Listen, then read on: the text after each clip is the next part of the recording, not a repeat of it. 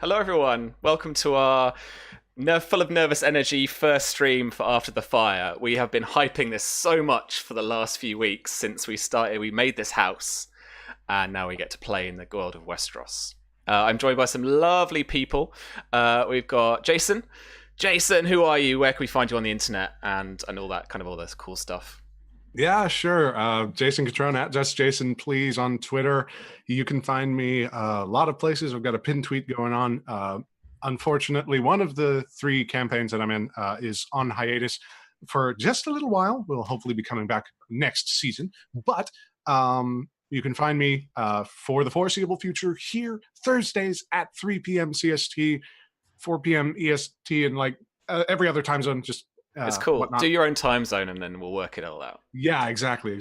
And then on Tuesdays, you can find me over on either at Susanna Grace's channel, friend of the show, and actually a member of the campaign, as well as over on the Nerdsmith channel running Final Rides, alternating Tuesdays. This next one is going to be Grains of Truth over on Susanna Grace's channel. So, yeah, just check the pin tweet, and hope everybody's doing okay. Thank you so much for joining. Yeah, sweet. And Dawn, you're with us as well, my second cast member. How are you doing today? I'm great. I'm really excited about this. Like 99% of the world, I'm a huge Game of Thrones and a Song of Ice and Fire fan.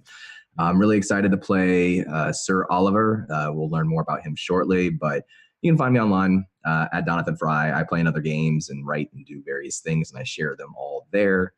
But thank you all. I've not gotten the chance or the opportunity to play with any of you before, and I'm really excited to get to do that today.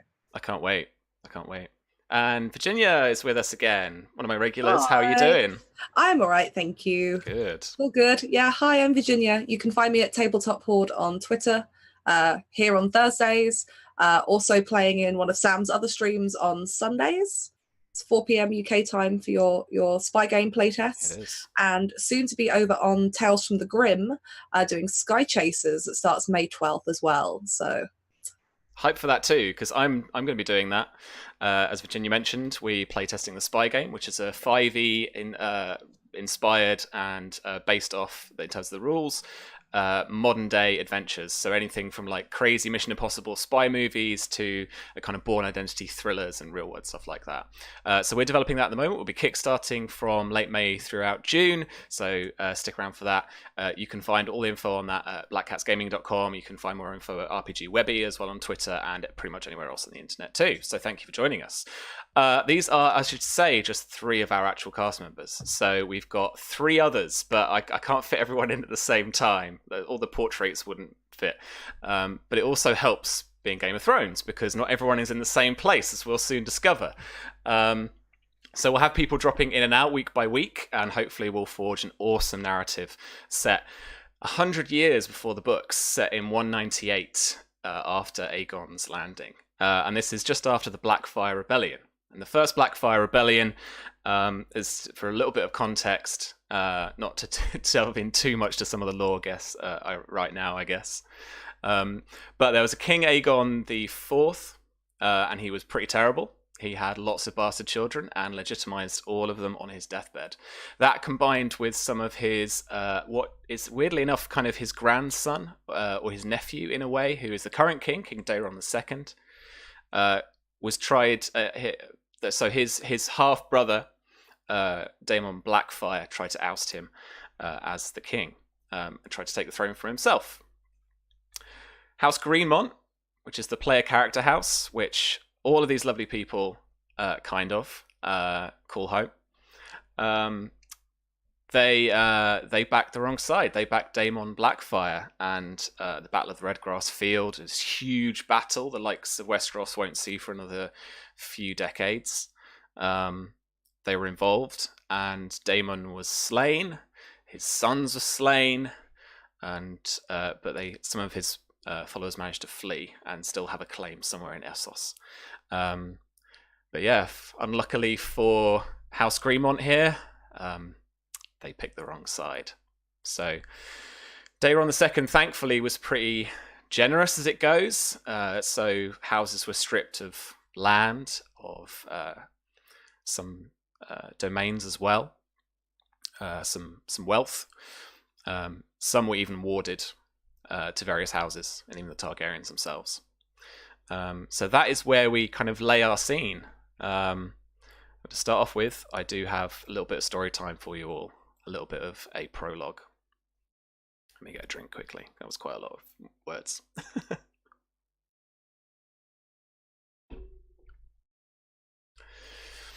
So a warm spring afternoon had taunted the Greenmont's camp for want of another day's travel.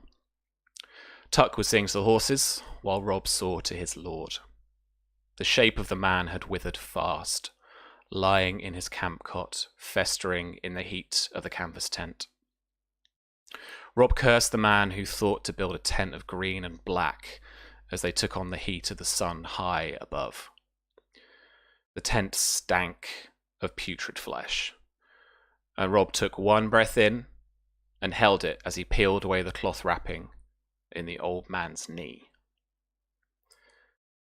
As he did, he could see the whole lower leg had turned a pale green, a sure sign that the infection would kill the old lord. This great man had been Lord Lucas Greenmont, Lord of Fox Hollow, a stout man, tall as well, but a traitor to the crown and once loyal to the Black Dragon, Daemon Blackfyre. But none of that mattered now that the stranger was near. None of it mattered now he left no male heir, only a pregnant wife back at Fox Hollow Hall, a son who'd forged his maester's chain and sworn his oaths, and two young ladies, one betrothed and another warded. Rob felt sorry for his lord for a moment before taking another breath and throwing up under the cot as flies began to dance around the tent, freshly awakening with the scent of rot. As Rob looked back up and half blinked, he saw Lord Lucas's eyes forward and meet his. "I'm bound for the next life, boy," he said, wheezing with every word. Tell my sons,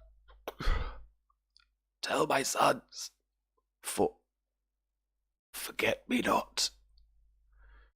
And with that, the old man was gone, and possibly the name Greenmont with him. Tuck saw Rob burst out of the tent, his face paler than usual for a scout of the Red Mountains, and yelling, "Tuck! Lads! Send riders to the nearest holdfast. Get a raven out to Old Town. Lord Simon needs to know of his father's death. Get a rider back to Lady Marcia and get the news out to her too, and quickly. I'll get to Old Oak and get to Lady Mara with the sword. I'll need 2 of those horses. Where's the blade?" he asked Tuck. "Back in the tent," said Tuck with a turn of his lip, his eyes wide. "By the gods," Rob complained as he took one last breath of fresh air before turning back to the putrid tent. And with that, 3 men rode as fast as their horses could carry them, the bringers of doomed news. So Simon, we see a maester's chain slam to the floor, this clang of metal, kicking up a little dust that floats in the only shaft of light in this Archmaester's office. We're in the office of Archmaester Gillen. It's musty in here. The rain has been pouring for the last few days, coming in from the shoreline to the west. But today it's brightened up a little bit more. And now the kind of musty air... Maester Gillen hasn't quite opened the windows yet. So the must is still here, and it's getting a little bit of that kind of mold from the winter. Just as spring has now turned, it's got that slightly horrid, like bookish as well, kind of smell to it. It's quite dark in here. Maester Gillen always liked it quite dark. But the old man now looks at you, looks down at the chains that have landed in front of his desk, and looks back up to you. All he has to say is, "What is this?"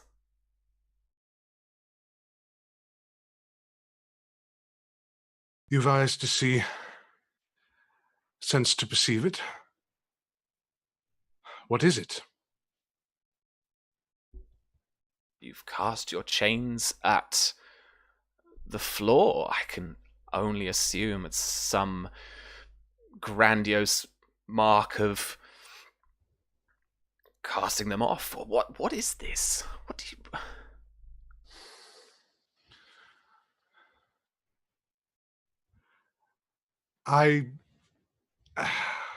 Would I have had time enough to write the letter that I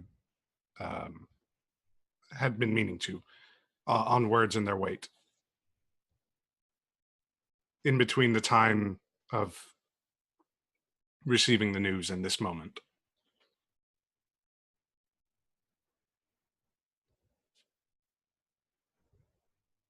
Jason, would you think that Archmaester Gillen, would he know about the news? Do you think? Would you have told him, or maybe would he have kind of taken your letters and then maybe intercepted them? I think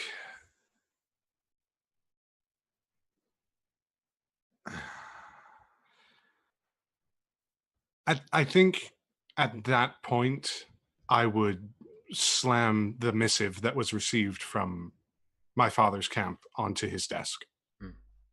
Yeah, and it's a letter that spells out in a maester's scrawl, nonetheless, the news of your father's death, and a death due to illness. Basically, the maester in the letter imagines that this is some kind of disease brought on by an old wound, not something fresh, as was kind of reported by this messenger of your house to him.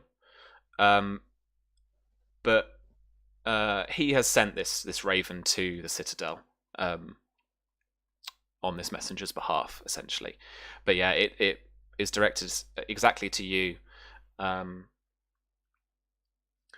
The seal on it is not massively important, to be honest, but if you wanted to kind of dig around with that, we could figure that out in a second. Just if you were interested in that as a kind of point of intrigue. However, with this letter down on the desk, if you're introducing it, it's the first time he starts to read. It's a long scroll, little scroll that you attach to the leg, and he reads this long missive. These dark words that have come by dark wings, and he looks, and then he's like, "So I would assume you mean to leave, then."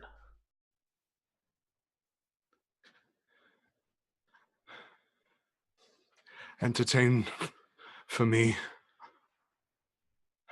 one last philosophical discussion. I'm not sure we should be debating philosophy, but of course. Cool. And I would guess at this point, then, we want to actually move into proper intrigue. Cool. Yes. All right. At this point, I'm going to try and convince him to allow me to leave unharassed from the Citadel. Okay, cool. So that is your objective. Mm-hmm. So next step, really, let me get my little round structure up here to help me out, is we've got to figure out our starting dispositions. So what is quite cool and quite important is that you do not have to tell me your starting disposition or your disposition unless I read you. Right.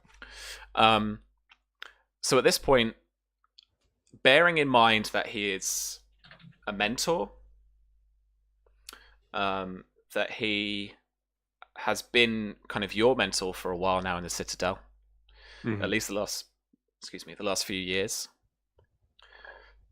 He gave you one of these chains as well, because the chains are. I can describe if oh yeah, go on. Archmaester Gillen was one of the principal educators that I aligned myself with at the Citadel. Since I wasn't assigned to a house, I was more like an assistant to the Archmaesters. Many of the links are copper, indicating a specialty in histories and legends, which is also his area of expertise. as an archmaester, he has a rod and a mask of that same metal, but scattered between the copper and is a sort of menagerie of like one link of yellow gold, a few links of silver, indicating knowledge of astronomy. And even though it looks as though a good portion is actual gold, upon closer inspection, you'll see that it's fool's gold, iron that's sort of painted with that, indicating, let's say, knowledge of matters which lie beyond the realm of legality. Yeah. So, sort of looking at that and remembering who Gillen is, I definitely know the disposition that I'm at with him. Great. Perfect. So, yeah. That's cool. So we normally start and we kind of establish an initiative order based on a status check.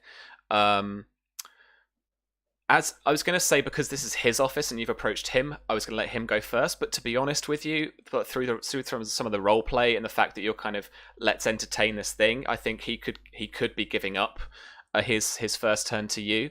But let's roll it out. Let's actually like see what we get here. So all right, and this is just a status roll, straight status.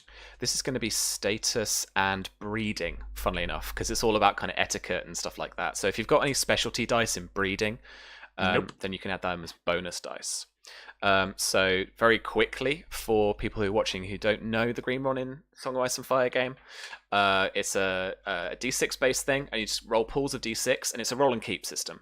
So there are keep dice and there are bonus dice, so you can be rolling kind of 5 dice, but maybe keeping the best 3 and stuff like that. So yeah, if you had any breeding bonus dice, then that would help maybe a little bit, because then you just take away the lower dice. Oh no, I rolled him like as a primary NPC. Let me go find him. So I had to check my other stuff. Cool. All right. Okay, let's roll off. So my map's going crazy. All right.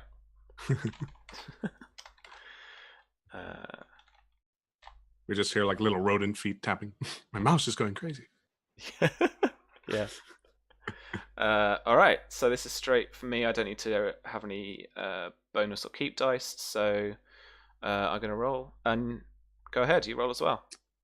All right. So just in roll 20? Yeah. Bunk. Okay. Now, as I... Oh, well. Wow. So I think I lose that, but I also have a flaw in status. Does that mean that I take away the lowest? Or... Yeah. So we'll need to take away that 3. So I've got 11, which leaves you with the 11, and he's got 21. Fuck. So I'm not actually going to pick a technique, or he's not. But the role play is such that he says in his reply, like, we don't think we should be debating philosophy, but please go on. So I'm going to take the consider action. So that gives me a couple more bonus dice to use in the next exchange, the next round. If I don't use them, then I just lose them. But I've got those. So now it's over to you. And what technique did you want to use to start off with?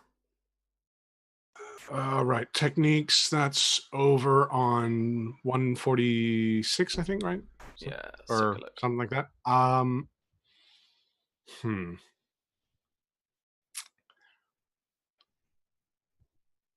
I think I'd be using the I'd be trying to use convince to sort of lay out a line of logic whereby he can sort of rationalize that, hey, this is just me leaving. You don't have to do anything. If you want, release me from the chains and we'll figure it out. But yeah, it's basically me trying to again convince him to let me leave. Cool. All right. Cool. So award bonus dice for some cool arguments, or it doesn't necessarily have to be brilliant acting, but like particular arguments or like little kind of plot points or secrets you introduce will be give you bonus dice as well to that, which should really help. And then as well, if there are any actual like static bonuses because you said the right or the wrong thing as well, I'll give them out too. So correct. Go ahead. What did you want to say to him? So I'll sort of sit down, get on his level. If he's sitting, I won't be standing. I'll just be stepping over the chains and like really trying to get his attention. Sure. And there's another seat on the opposite side of the desk that you can sit in. So it's more on the level. Yeah. Yeah. So as I sit, I sort of stoop down and start like trying to convey. So first thing first.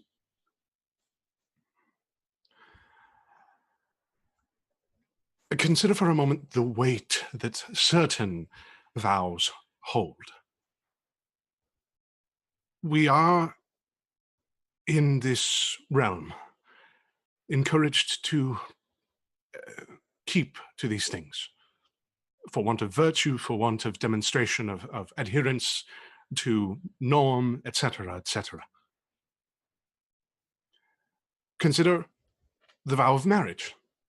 A husband and wife joined together until some outside influence separates them, be it death, be it unfortunate separation. Then consider another vow, the vow of the Night's Watch, that one takes on the black to defend the realm, to patrol the wall. A vow that is similarly upon death absolved, responsibility abdicated. And consider the maestership that I swore, that you swore, that everyone in this fucking tower swore. It is in similar effect ended in death. However, in the case of marriage, extenuating circumstances happen all the time. A man can divorce his wife if she is an adulterer, or if circumstances prove the dissolution of their union necessary. A brother of the Night's Watch may abandon the wall, even if it is against the vow that he took. Still, he is afforded that opportunity. For a maestership, I ask, what are the circumstances for abdication then? Is it dependent upon the weight of responsibility that we bear? Is it dependent upon the importance of the vow? And if it is dependent upon the importance of the words, what if there are words that have more, that carry more weight? A vow beyond the vow.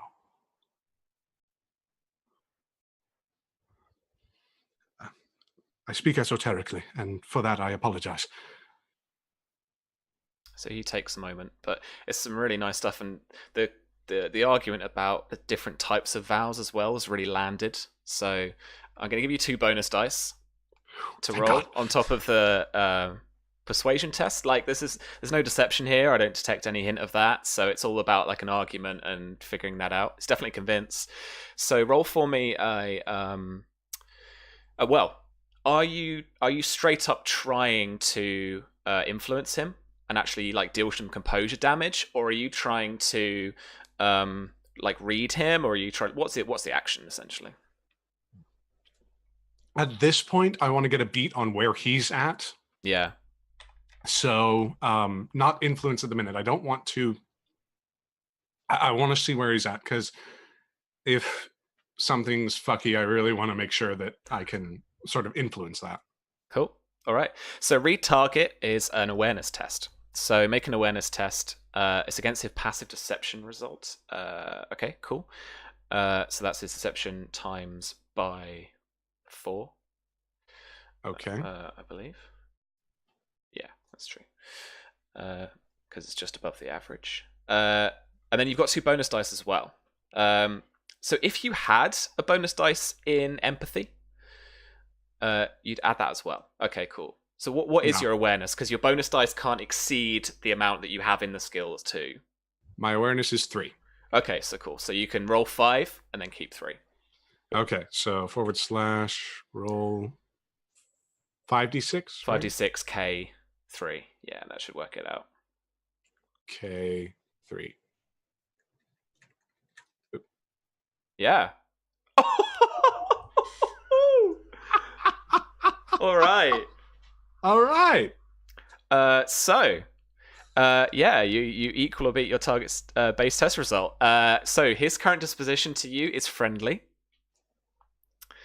And you get +1 keep dice on all deception and persuasion tests during this intrigue. Okay, now I do have a question with one of my drawbacks being Lascivious. lascivious. Yeah. I did want to make sure that it was enforced that for lascivious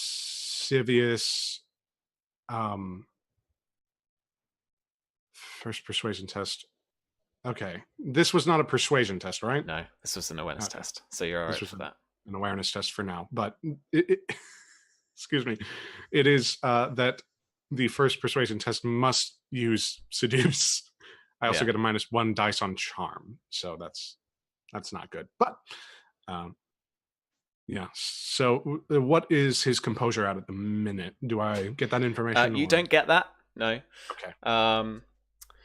But yeah, his disposition is friendly, so he's not going to have much armor against your influence attacks in terms of that. And also a reminder for myself too, mate. But bear in mind, make sure you add your modifier based on your disposition. So his persuasion tests are going to have a boost because against you because he is friendly. But you got that at least, and you've got the +1 keep dice, which is awesome. So you should be rocking with it. He replies essentially, these vows, a lot of them really, and the circumstances with which you discuss them, end in death, not just the death of somebody else necessarily. The case of marriage is slightly different. He rambles on a bit, but they end. You have not died, and therefore your responsibility to the Citadel has not come to an end, and can't, I'm afraid. So I'm going to try and convince you of that. So let me roll my little dice here. Not many, just 2. Yeah.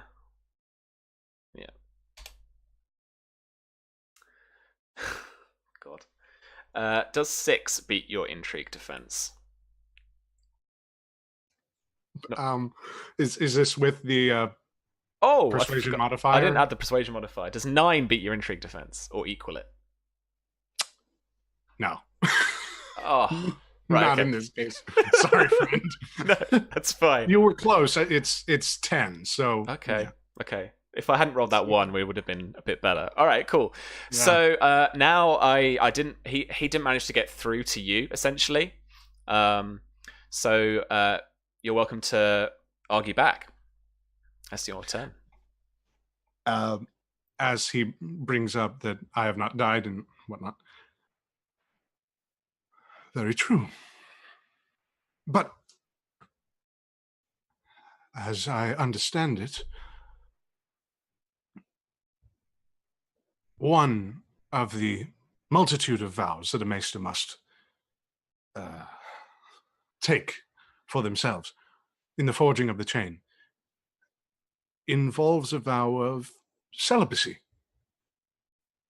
Now, you and I both know perfectly well the brothels in Old Town flow with the chains of maesters. He gets a little bit uncomfortable, leans back in his chair.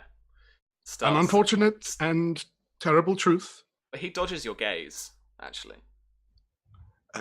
And, of course, unsubstantiated rumors beyond the walls of this office. But in the breaking of one portion of the vow, is then the vow rendered null and void? Or could it be that in willful abdication, such as mine own, and he points back to the chain, there exists some better end? If not better, then at least less embarrassing? And is there no case where a maester was expelled or was otherwise robbed of his office for one reason or another, be it by his own influence or from another? Jason, are you alluding to something here? Maybe. Because you're trying to get him to like absolve you of the vow. Okay, that's cool. I really like it. What technique did you want to employ? That is a very good question, and I've got to get back to the techniques because I'm not entirely sure. I think at that point, it would be beyond convince and go into sort of a bargaining sort of mentality, whereby he's trying to reason with Gillen at this and say, look, I just want to leave. That's not as bad as being caught with, someone at the brothels. That's not as bad as me being whisked away by some unknown entity. Like, it's just me throwing down the chain. Which in comparison isn't that bad, right?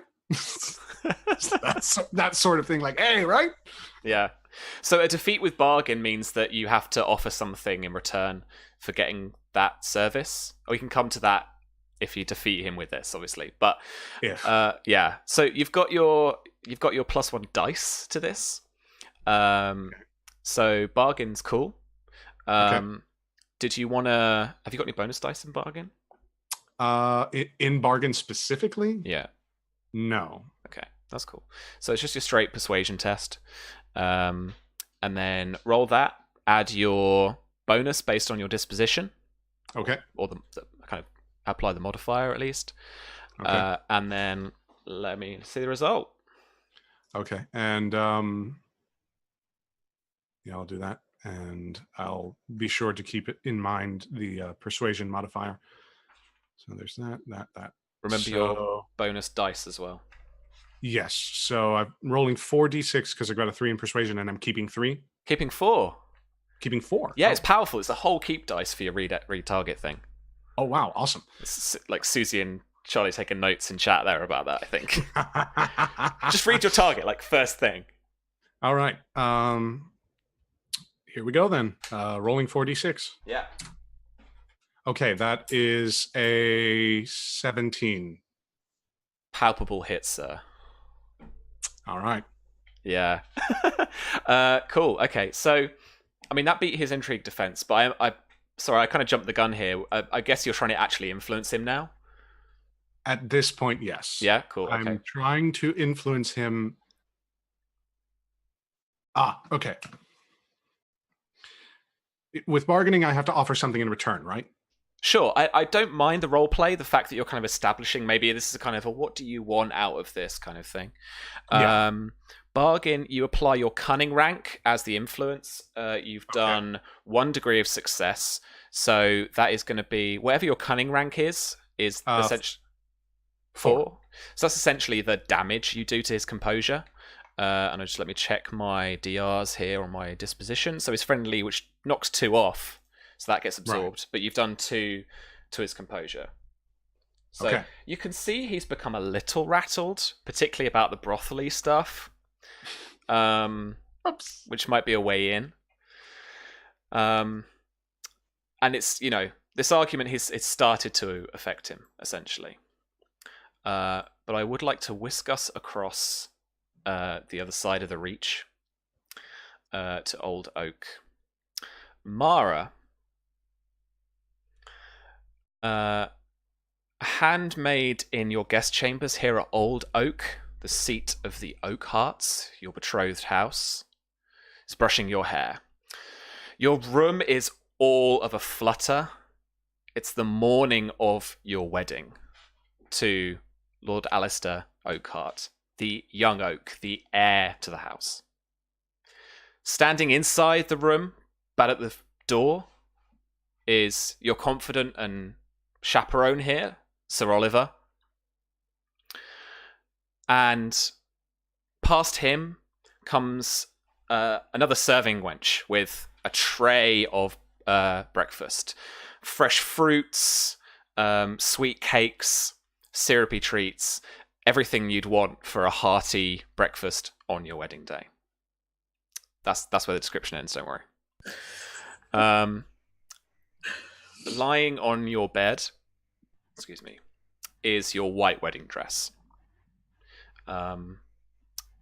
Any ideas you want to add to what your wedding dress might look like? Bearing in mind we've just entered spring, so it's still a little chilly out. In fact, the weather has been fairly similar for you as well. You're by the coast, but you're not on the actual shoreline. But for the last few days now, heavy spring showers have rained down on Old Oak and made the ground really soft and wet. And it's only just now, today, that the sun has finally come out. It hopefully will dry enough for the tourney tomorrow.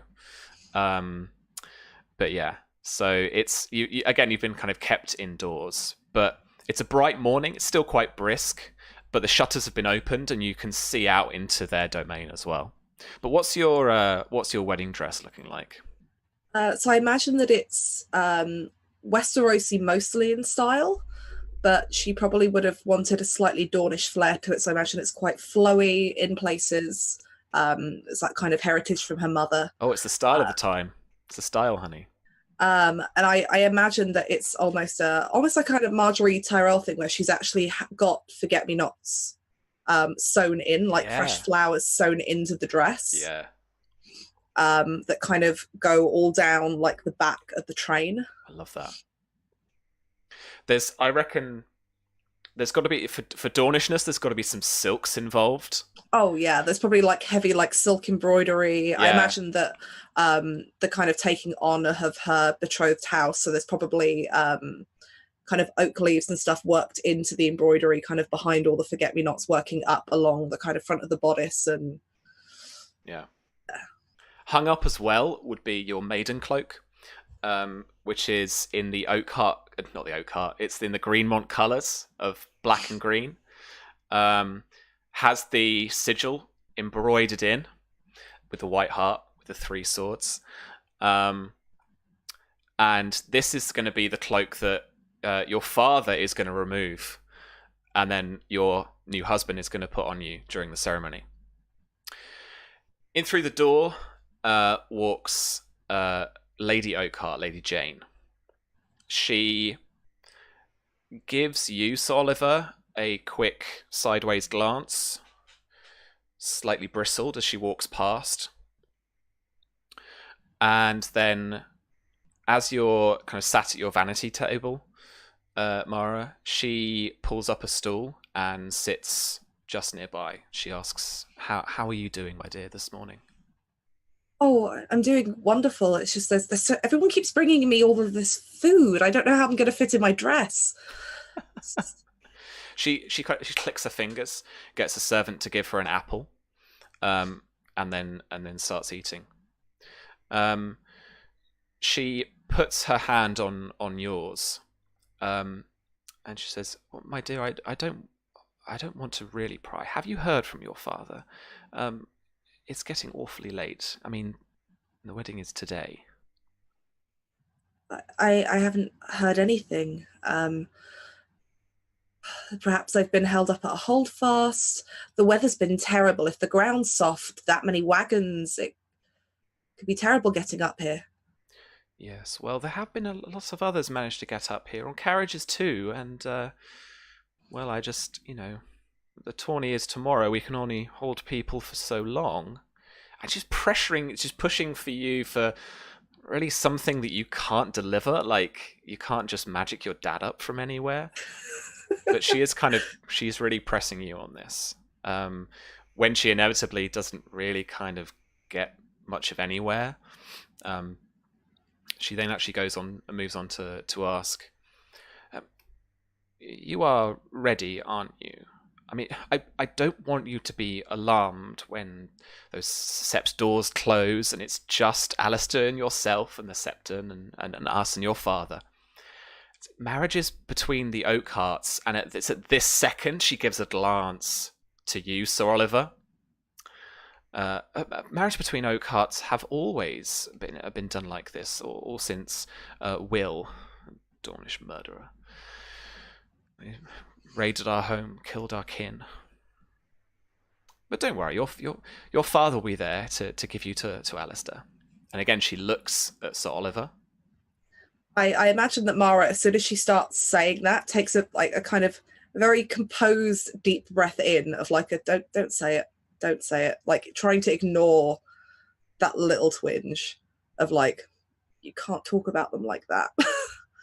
But just trying to keep that composure of like, no. Yeah. And so essentially she is kind of just pressing upon you that going into this wedding, because of the history of the house, it's like proper like private function style job.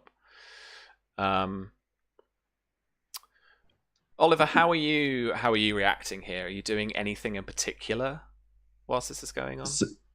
So as the conversation goes on, Sir Oliver is dressed in his copper mail, and his copper plate is different than most Dornish knights.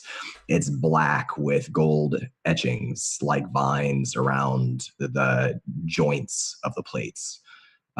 He's without his turban helmet. Instead, he has his regular turban on, which is just a dark red head wrap.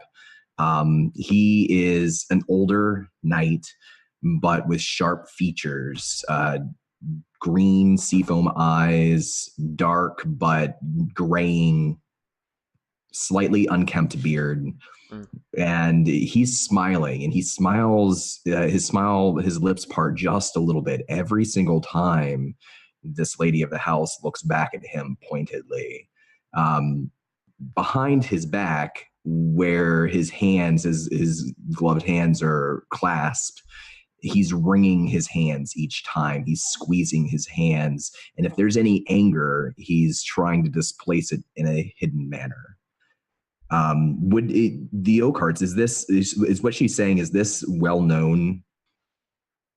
Is this something that Oliver would know, that they don't, he wouldn't be allowed into the wedding? This is how they do things here? Roll me a knowledge test. Knowledge, education, I guess would be the specialty. Oh no, sorry. Okay. So roll knowledge for me, but use memory bonus dice from cunning if you have any. Oh, okay. Nope. I'll tell you what. Education too, if you do have some bonus dice in education at all. Okay.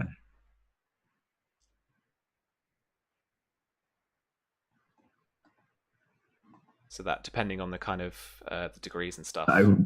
I rolled a 2. Okay. Well, marriages aren't like private matters. Marriages are like in front of everybody, and then you celebrate, and then there's the feast and the big wedding pie, and then there's the bedding ceremony, and they get carted off to bed. Like, this is weird. And So I guess then maybe instead of like knowledge, do I get the hint? Do I get the vibe as she's looking back at me and she's saying this, that she's trying to get away with something that she knows she shouldn't be able to, or that she's trying to pull one over on me as a guardian of my no, ward? the looks are much more just much more racist, much more standoffish and xenophobic. Um, there is something a little bit deeper than that though, and it's personal for them. Mhm. Like ever since you arrived, and I'm imagining a few weeks ago, like the Oakhearts haven't said like 2 words to you. They've always like gone through Mara or spoken to a page or a squire or somebody, and they've like talked to you and stuff.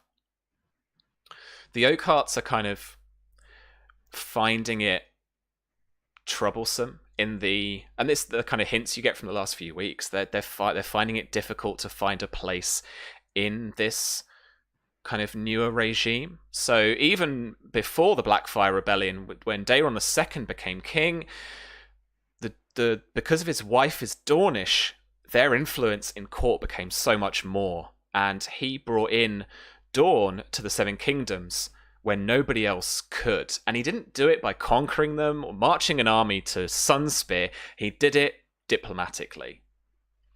So I believe it's Marin Martell at the moment. His wife is Targaryen, and so there's so much more Dornish influence in court. Like you were saying, Virginia, even your wedding dress has got these influences. And so they're an old Reach house, and like you don't need to roll knowledge for this. Like they're known for killing Dornishmen. Like they are ancient enemies. This is an ancient house with old grudges. That's the vibe you get. So there is something personal about it for her, and the way that she looks at you. Sir Oliver has dealt with this particular energy for a very long time, and he too is a great killer of Dornishmen. As he gets this look from her, the same look that he's been getting from the people here for several weeks now, instead of smiling at her, he looks to the young lady that he is here to watch over, and he gives a different sort of smile. It's a reassuring, don't worry, I'm here, she doesn't matter kind of smile. Okay. I would like you to roll for me. Persuasion Charm. I just want to check up on quick intrigues again. So rather than do the full thing, we can just make one roll. I think faster intrigues. Could I get a bonus for empathy? I'll give you that. Yeah. Okay. Yeah. So because you are conveying something via just body language, kind of innuendo, rather than actually like trying to convince her of something. Did I do that right? No, I did that wrong. I have to roll 3d6, so I'll roll 1d6 more. So a 7. Cool. She sees what you're doing, but she kind of, shies away, turns back to Mara when she's speaking. Outside the corridor on the other side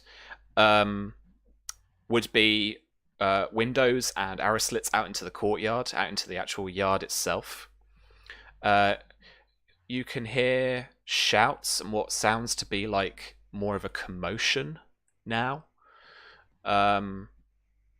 You immediately get that kind of your danger sense allows you to know it's not like people haven't started storming the castle or anything. This is quite a kind of just energetic, like shocked energy of people kind of like pointing, like, look at that, oh, who's that, kind of stuff, as you're in the courtyard. as you take a second just to peer out, you can see a much larger carriage, larger than you've seen arrive in the last couple of days, at least, actually enter the yard. Does it look like one from House Greenmont? No, it doesn't. It has the colors of orange, and taking another little look out just through the arrow slit, so actually moving out into the corridor now, and just that interest, that intrigue just piques you, and you just take a look, and the spear through the sun of House Martell, it adorns this carriage, and they are outside. Oliver will linger there outside of the door for a moment, wanting House Martell to see him stand there. But he would not let himself leave Mara alone, even with a lady, for more than a few seconds, unless he was asked to. So he hesitates for just a second, smiling big, waiting, hoping that somebody from the carriage sees him, and then turns and ducks back into the room. Okay. We are going to head back over to Old Town. Justin, you're up. Jason. Jason. You caught yourself. All good. Just Jason. Yeah, back in Old Town. So back to the intrigue. Okay, so back up to the top of the round. We've got Archmaester Gillen to go next. He is going to consider, again, I'm going to keep and not forget about those bonus dice this time. I usually sit 2 dice in front of me, which is what I forgot last time. A little 2B for me there. All good. So yeah, he's quiet and he's kind of reserved from the talk about bawdy houses and stuff in Old Town. There's a little bit there. Because you've read Target as well, there is definitely, you get a real hint of something there. You might have heard the rumors about Archmaester Gillen, but you never really believed them. He's this old fuddy-duddy, like, very secretarial Archmaester. Yeah. And he does a lot of paper pushing as well as just, like, actual academic study. Mm-hmm. But seeing him react now to some of these kind of slight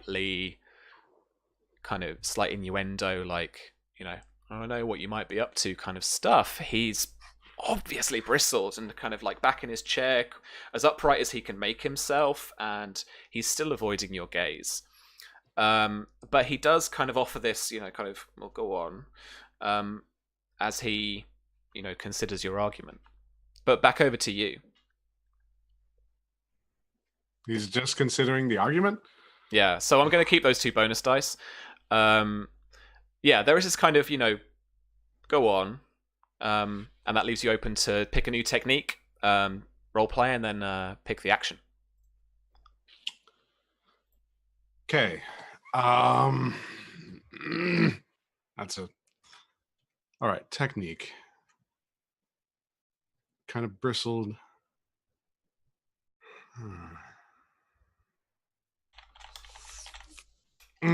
Okay.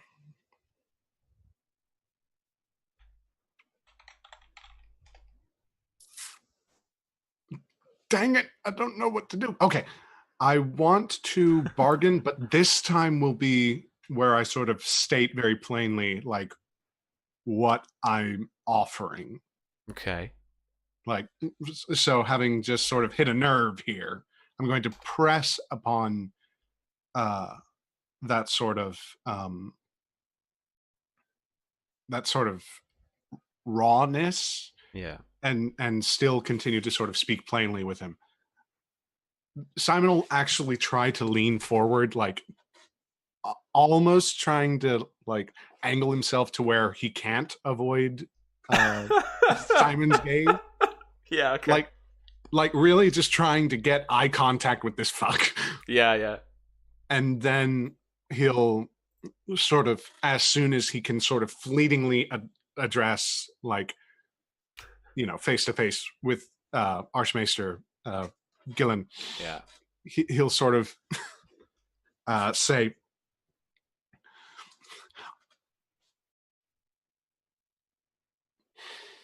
obviously, of course, the weight of these chains bears heavily on us all in our respective manners, and obviously we must bear the weight or succumb to it.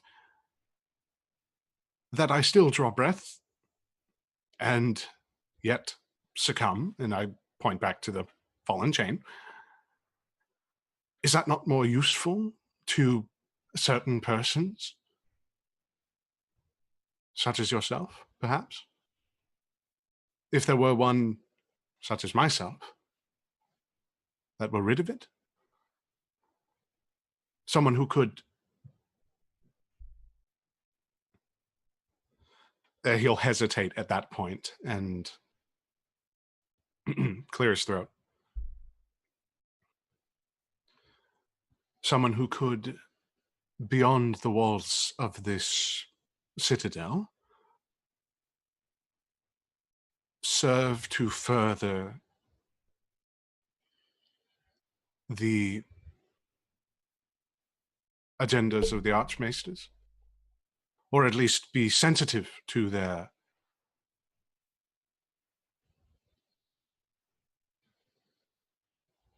internal matters. It's a peaked eyebrow. Of course, I am but a maester with only 30 links in my chain, garnered over, God's how many years? 16, 17.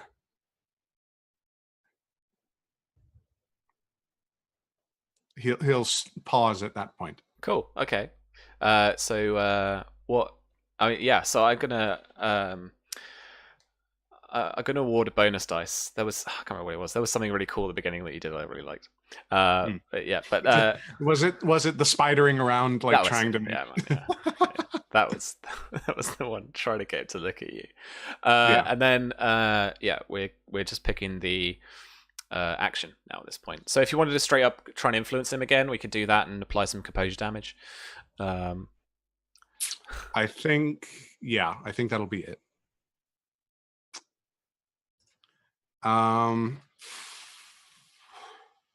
So this will be rolling 46 again. Yeah. For persuasion. So what was the technique? Bargaining. Cool. All right. Basically, me offering that if you help me get rid of this maestership, I'll still be willing to assist y'all in other ways. Yeah. So you've got the bonus dice from the retarget, but your first persuasion action wasn't a seduce, was it? So we're dropping that. No, it wasn't. Yeah. No. So roll it and drop it. So roll 4, keep 3, I believe. 3. If your persuasion is 3. Yes, my persuasion is indeed cool. 3. I have a bonus in seduction, but it does not apply here. Doesn't help. Not here. Hiya. That's not terrible? ? Take away that 3, but add your modifier based on your disposition. Based on my disposition, which is still friendly, which is a 3. So okay. 13. But you need to take... Oh, no. Sorry. You are right. So it's actually a 13. So you have done 1 degree of success to that and taken off another couple of his composure. Okay.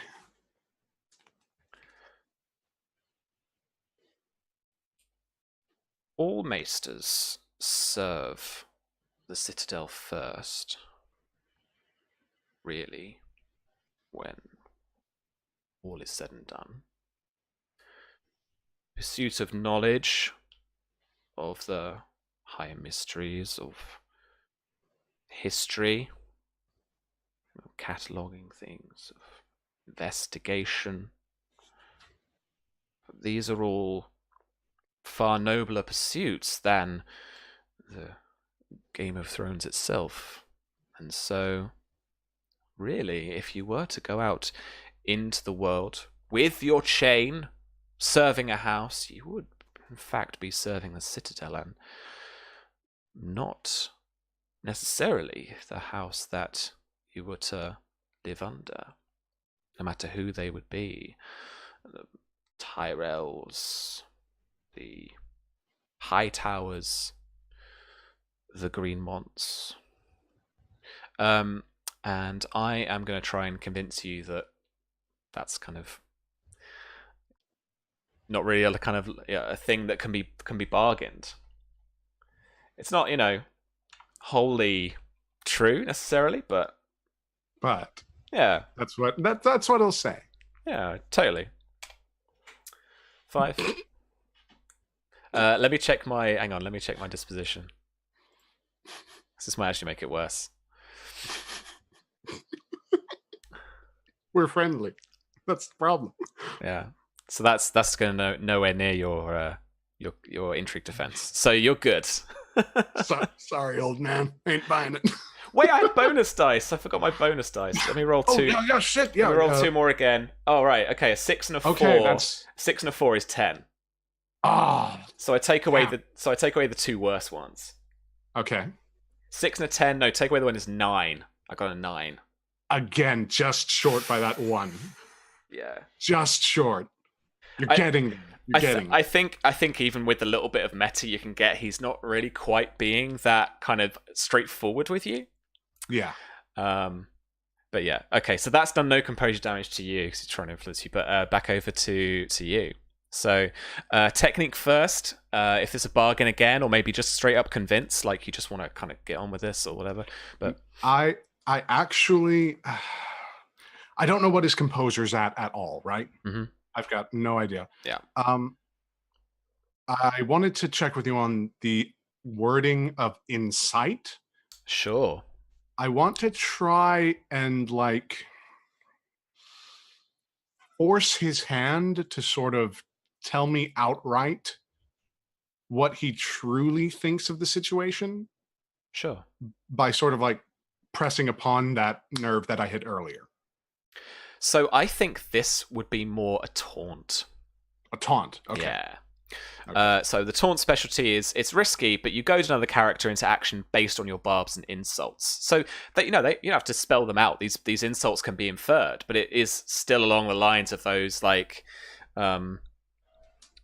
I know what you do at night. I know what you did last summer, kind of stuff. Yeah. Wait, did he murder someone or sleep with someone? Well, maybe. Oh God, that's not a good answer. All right. So with that, taunt being the action that I'm taking. Yeah. Or the technique. Or the technique. Yes. Yeah. Excuse me. Simon will lean very, very close and just level his eyes towards him. And that's when you really sort of see the more severe portions of his features. His jaw kind of tightens, his cleft chin or semi-cleft chin kind of goes in on itself as it's trying to sort of hold back the words that he really wants to say. He's looking back at you now too. Yeah, and as soon as I have his gaze, Simon will just look to him. Maesters serve the Citadel. That is true. And a portion of the vow that I sat in a dark room meditating upon for a full night in front of a candle of obsidian. I understand the weight of the words that I spoke. But it seems that perhaps some amidst our company have forgotten a few of the passages. And what an awful thing it is. What a terrible and truly disgusting possibility if such a person were to be elevated above someone who simply and earnestly would rather the chains be left on the floor.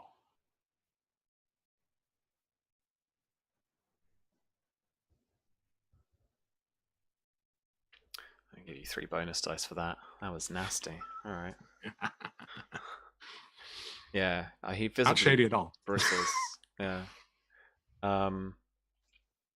Okay. Persuasion taunt. Okay, it's just persuasion 3. And So you're 3 rolling bonus dice. Yeah, yeah. So you're rolling. Remember that keep dice too. Yeah, so I'm keeping 4, right? You're keeping 3, but you're actually rolling 7. 7? Yeah. All right, so rolling 7, keeping 3. Yeah. Funk. 16. Plus persuasion takes that up to... Would we be friendly at this point? So what you can do is something we haven't quite been doing so far. Is at the very top of the round, you can move your disposition. I'm no longer friendly towards. Okay, cool. Towards Yeah, Archmaester, yeah. I'm now amiable. Sure. Yeah. And we'll just make that a +1, so that's for a total of 17. Okay. Cool. That is still just 1 degree of success. Damn. Yeah, that's cool. But you're chipping away. Okay. And with taunt, that's a which technique? Awareness rank. Yeah. Oh yeah. Sorry. What's your awareness rank? I was too busy to go out reply. No worries. 3. 3. Okay. Okay. Cool. So that's not quite as many. All right. He, as we come to the top of the new round, bristles visibly, and stands up, pushes his chair out, and you can see this mix of like fear, a little bit of anger in his eyes. But not looking at you directly again. And he straightens out his maester's robes, just gets his chain, fix it back into place a little bit, and his many more links are made different colors. The one particular for your work with him, he's got like 3 or 4 of those because he's focused so hard into that, or focused so much into that specialty. And he says, "If you're good to go, then get out. I don't like what you're referring. Just get out." And there's a moment where you don't move and you're not quite sure what's happening. He steps around his office, opens up the door, and a waft of fresh air from the corridor actually thankfully bursts in. But he points and he just keeps repeating, "Get out." This is the equivalent of quitting the intrigue from him, but for the situation, I'm going to get you to leave the room. This is him like having enough. It's basically it's not yielding like combat where he gets to decide the outcome, but it's basically nope, I'm good, I'm done. And so we're ending the intrigue there. Basically, you don't need to pick up your chain. You can just leave, but he's so like caught up in what you've been saying that he's not going to continue down this kind of path of discussion. Essentially, you'll need to find another option, either here or just leave. Is the other.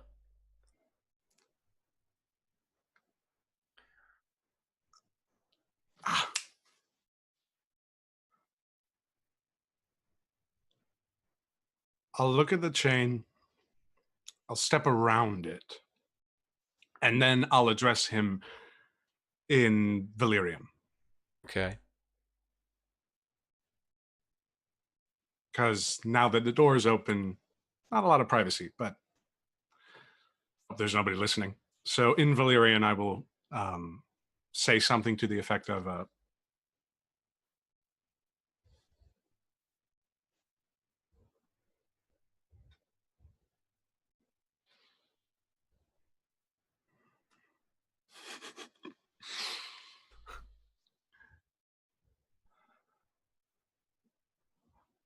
I will admit I may have put too strong a point on that last argument.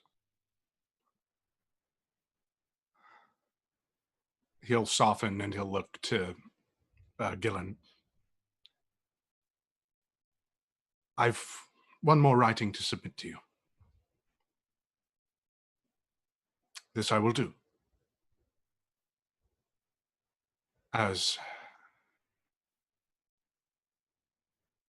base courtesy.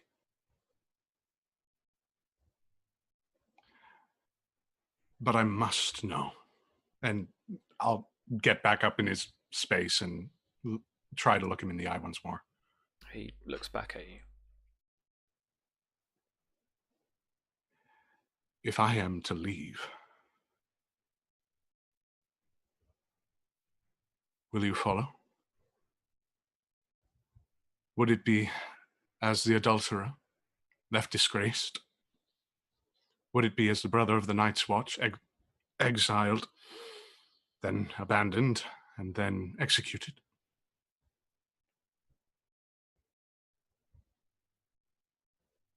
He doesn't wait for a reply and instead puts a hand on Gillen's shoulder.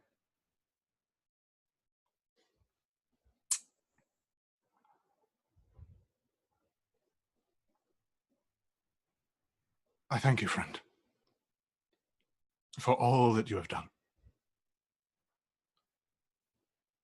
But...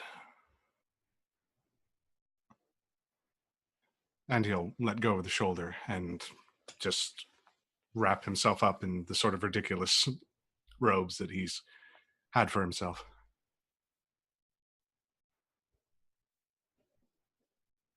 I feel my calling, and it asks me to depart from these vows.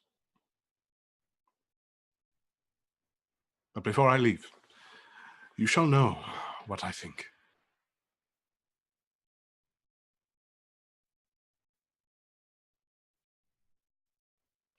He'll switch back to common and clear his throat. An excellent debate, Archmaester. You have clarified for me much. For that I will always be grateful. And he'll hold out his hand. Get out of my office. It'll clench into a fist, white-knuckled. And he'll leave. Go back to his room and start writing. There's the kind of limp slam of a door behind you. Not very impactful, not very strong, but it's definitely a lot more forceful than you're used to Archmaester Gillen closing a door. Okay. Time ticks on at Old Oak. And it's getting much closer now to the ceremony. The afternoon begins.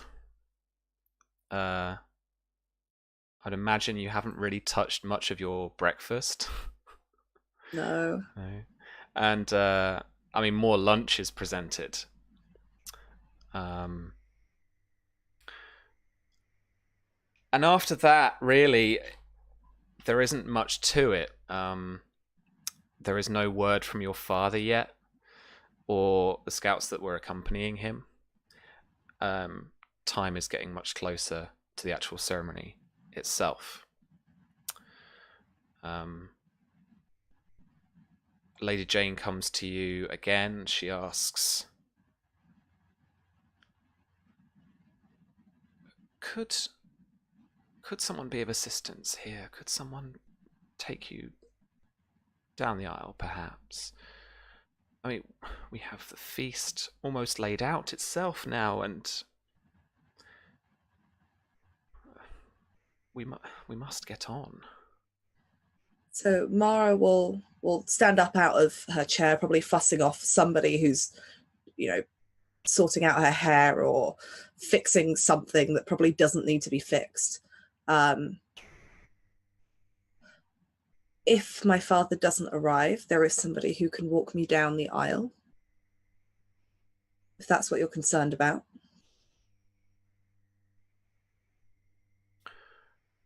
Well, yes.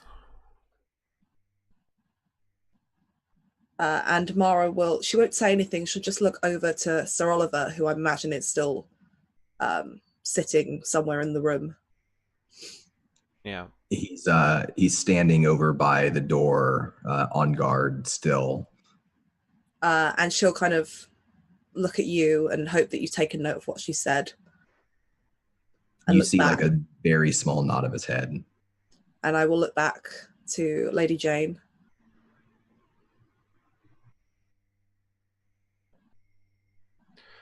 She's kind of oblivious to this in a weird way.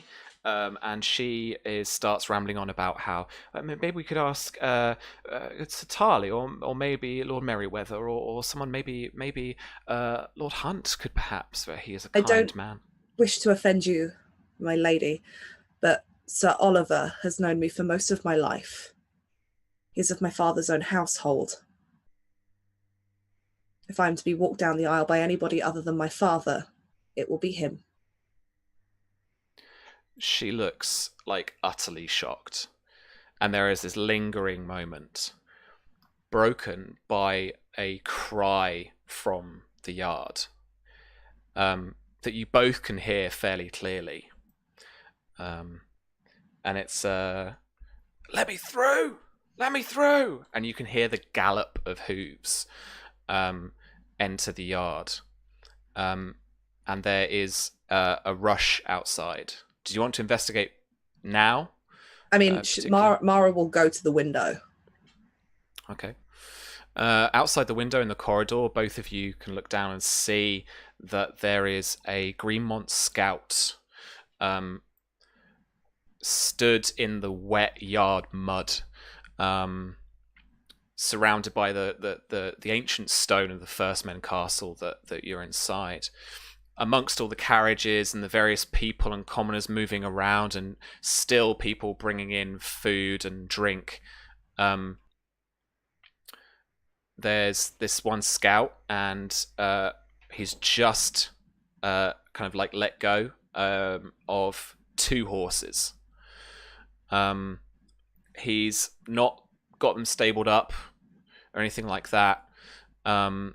He is arguing now with the two guards that are stood on duty at the kind of you're up a couple of floors and you're looking down. You can see him. It's kind of the main door to the actual keep itself, and he's arguing with them, and he's saying, I must get words to her. Let me through. Do I recognize the scout? Do I know him by name or? How close would you have been to the unit of scouts as such? I mean, it depends. Anyone who was probably quite close to my father, I probably would have known by name because I probably would have grown up around them. Sure. So if he is somebody that would have served my father directly and quite often, then quite possibly would know him by name. Yeah, well, so this is Rob. This is let's call him Red Rob. This is Red Rob, who has served your father quite faithfully for a number of years now. Fairly young to the scouts, but now kind of, I suppose, mid-20s. And like he's always being picked out for riding and escorting and stuff like that. You guys don't have a personal guard. You didn't buy that with your points, so there's no proper suited and booted knights with personal guards, not like kind of Lannister style. But so the scouts are the next best thing, basically. So he's in his kind of hard leathers that have been softened and dampened slightly on the journey. Yeah, and yeah, this is Red Rob. I will. Is this kind of like one of those where it's like open, so the corridor goes out to you, opens into it, so that it's not windows, it's just like open air. Yeah. Mara is panicked now because he showed up. There's no one else with him. She will call out like over this, like she'll call out to Rob and be like, Rob, and then be like, let him through now. Sorry, was that to like guards that are nearby? I will shout to Rob, as in like calling out in like recognition, Uh-huh. and then shout for them to let him through. Okay. And then start walking to meet him. All right. I need you to roll for me a persuasion test. Okay. Okay, I haven't worked out how to do this on Roll20. Am I just typing in rolling dice? No, you can actually click for your stuff. There are little dice symbols next to your skills and specialties. Am I able to use convince as a specialty on this? Yeah. Okay. Yeah. So do I just click persuasion and then click the thing for convince, or? I think you just click the convince thing. Oh, I clicked it twice by accident. The first one was an 8. Okay. With your status, I'm going to let that pass. So there is a bit of confusion at the door, as you have to repeat yourself once or twice to actually get them to understand. But eventually the klutzes at the door open them up, and Red Rob enters.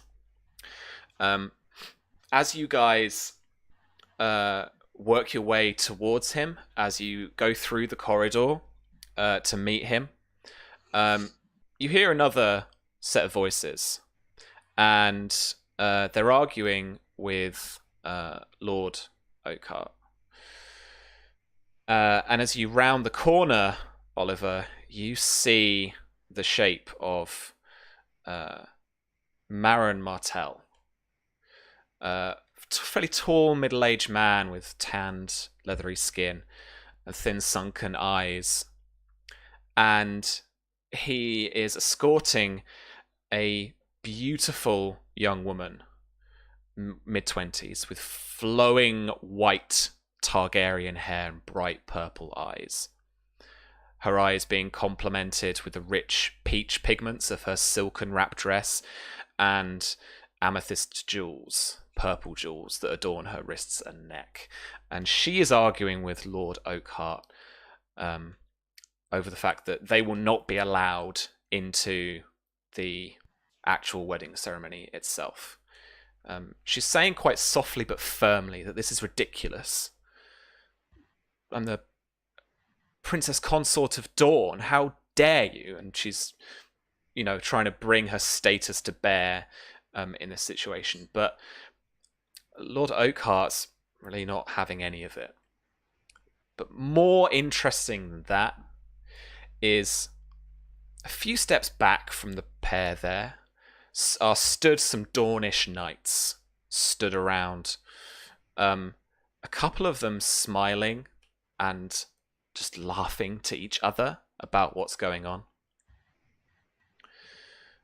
You see here the colours, the pinky purples of Dane, the colours of Fowler, Santagar, and you also see the sandy coloured turban and the black portcullis shape of the charge of House Ironwood. And this knight in particular is the one who is smiling to his fellows and laughing under his breath. Your brother, Sir Horatio Ironwood, is stood down the corridor behind Maron Martell and Daenerys Targaryen.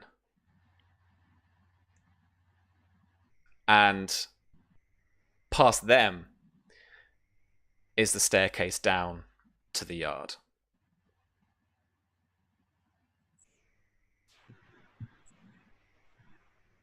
Sir Oliver stops for a second, even though he's suited in armor. His footfall is silent, and he leans just slightly closer to Mara, and he says to her, "My lady, please let us return to your room and wait for Red Rob to meet us there. We must be careful, whatever is happening. We must stay behind closed doors.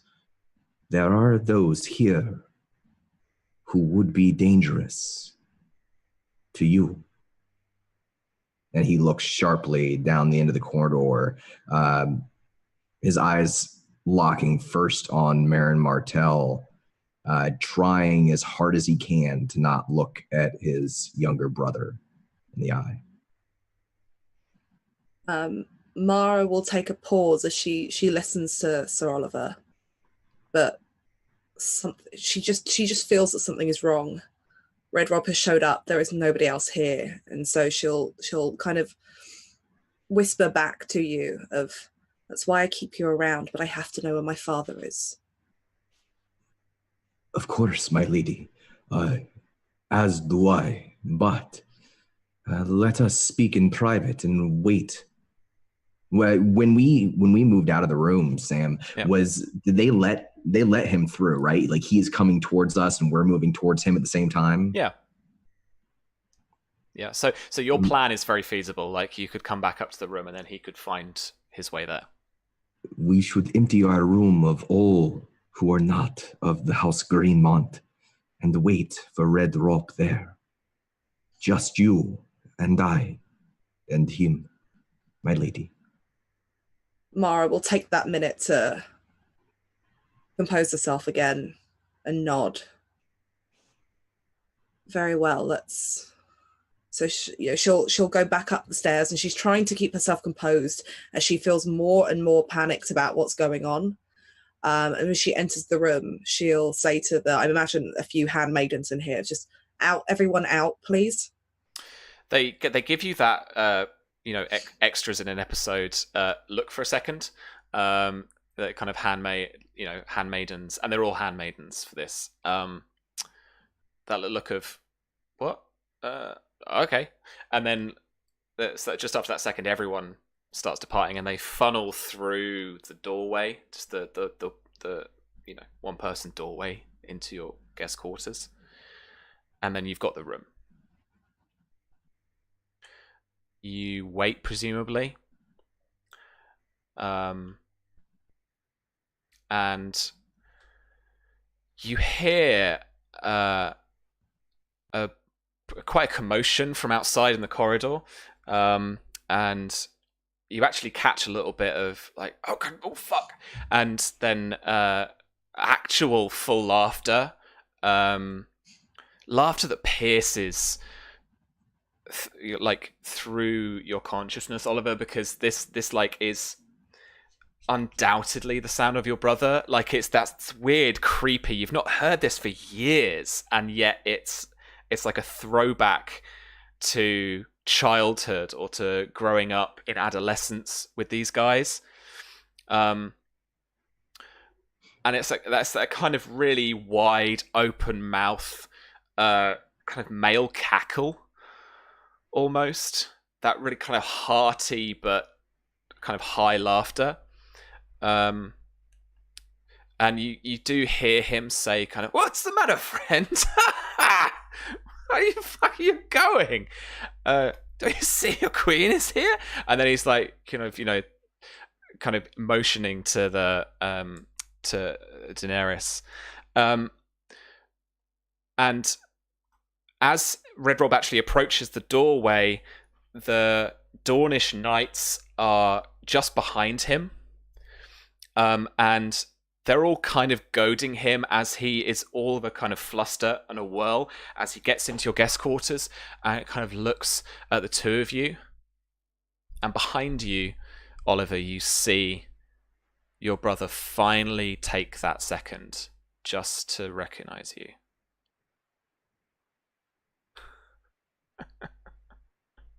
He smiles and shuts the door.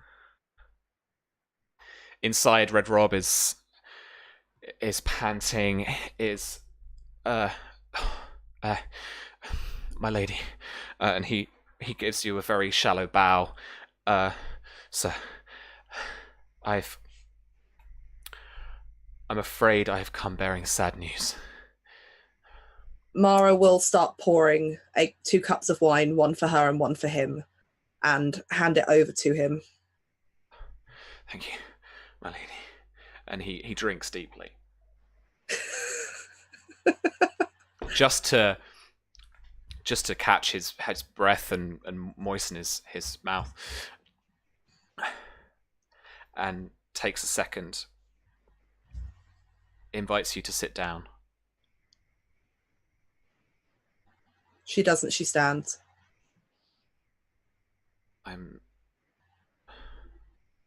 is some other way to say it's all the cliched ones, isn't it? But Rob, what is it? Sorry to have to tell you that your father passed away on the road here. She drops the cup. He got sick just north of the mountains, and we couldn't find a hold fast in time for a maester. And when? How long ago? I've been riding for a few days, hard. So I had to change a horse at the Manda. A few days ago. I'm sorry, my lady. Does my brother know? Have they sent riders to the Citadel? I asked them to send a raven. I think so. He should be. And my sister? She's a child on her own. I don't know, my lady. Someone needed to take care of your father's body. There were only 3 of us. I hope that Tuck at least had a decency to send a raven to Summerhall. Where is the body? Rob, where is my lord body? I asked them to take it back to Fox Hollow. It is where it should be. We were only a week or so out at the time, just north of the mountains. Mara at this point will reach out to Sir Oliver next to her and just kind of steady herself, because she's trying to keep this strong sense, because she's got to get married in a couple of hours, not even that. So she'll like grab onto your arm and just try and hold herself up and try and keep her composure. He'll take a sharp breath, a deep breath, and place a gauntlet underneath her arm just to kind of help steady her. Not too much, not to, he's not holding her up. He's just helping her for a moment. And he'll look down to her and you'll see in his eyes the mist. But he manages a little smile and he says, "My lady, it is you now. You must do what is right for your house. We will speak word of your father later. Yes?"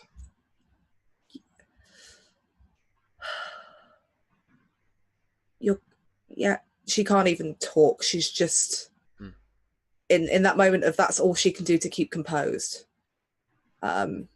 Rob messes around a bit with his belt and says, "Sir, I brought the sword." He undoes his sword belt and hands you this castle forged blade. Of all the traditions of House Greenmont, the passing of the sword during a marriage is one of the oldest. And if a wife, if a woman marries into the family, then she is given this sword, and then she is to give it to somebody else, a knight or a lord of the house, in a symbolic way of saying, "You will protect me," and a kind of I've chosen you to be my confidant, to help me in my time of need here in the house.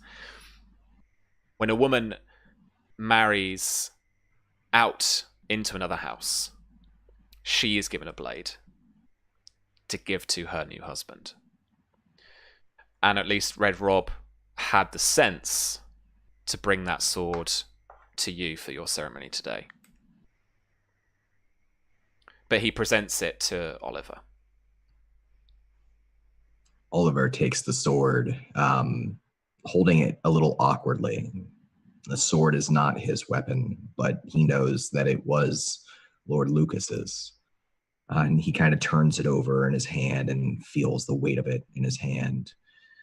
And he looks down to Mara, and again, he manages just a small smile, much smaller than his usual. You, like all of the children of House Greenmont, are strong, are brave. Forget me not. And he slowly offers you the sword. Mara will take it quite confidently and kind of clutch it to her in that moment. And Marzia, has somebody, please tell me somebody sent a raven back to... She shouldn't find out by having my father's body show up at the doorstep. Tell me that somebody had the sense to send a raven. Please, Rob, please tell me that. Oh, I'm sorry, my lady. I'll speak to the maester here. I'll get a raven out now. It should arrive before he arrives back there. She's with child. If he turns up on her doorstep, what would that do to... Please, just sort ravens out. My sister, please. He gives you a shallow bow and he goes for the door. Sam, what is the plan once Mara's married? Are the rest of the retinue to return to Fox Hollow and she stays behind? Is that the plan? Yeah, originally I had in mind that you were to you were to bring her here. What's the word? Chaperone her here. Mm-hmm. And then once she was actually an Oakheart, then she could begin her life as that here, and then the retinue could return. So you would be returning with Lord Lucas. Once Rob leaves, very softly, speaking barely audibly, he'll say to Mara, "My lady, if you wish for me to stay here for a time after, I will, out of respect for a man we both loved." She will just kind of grasp your gauntleted hand and kind of nod as she's still kind of clutching this sword very, very close to her.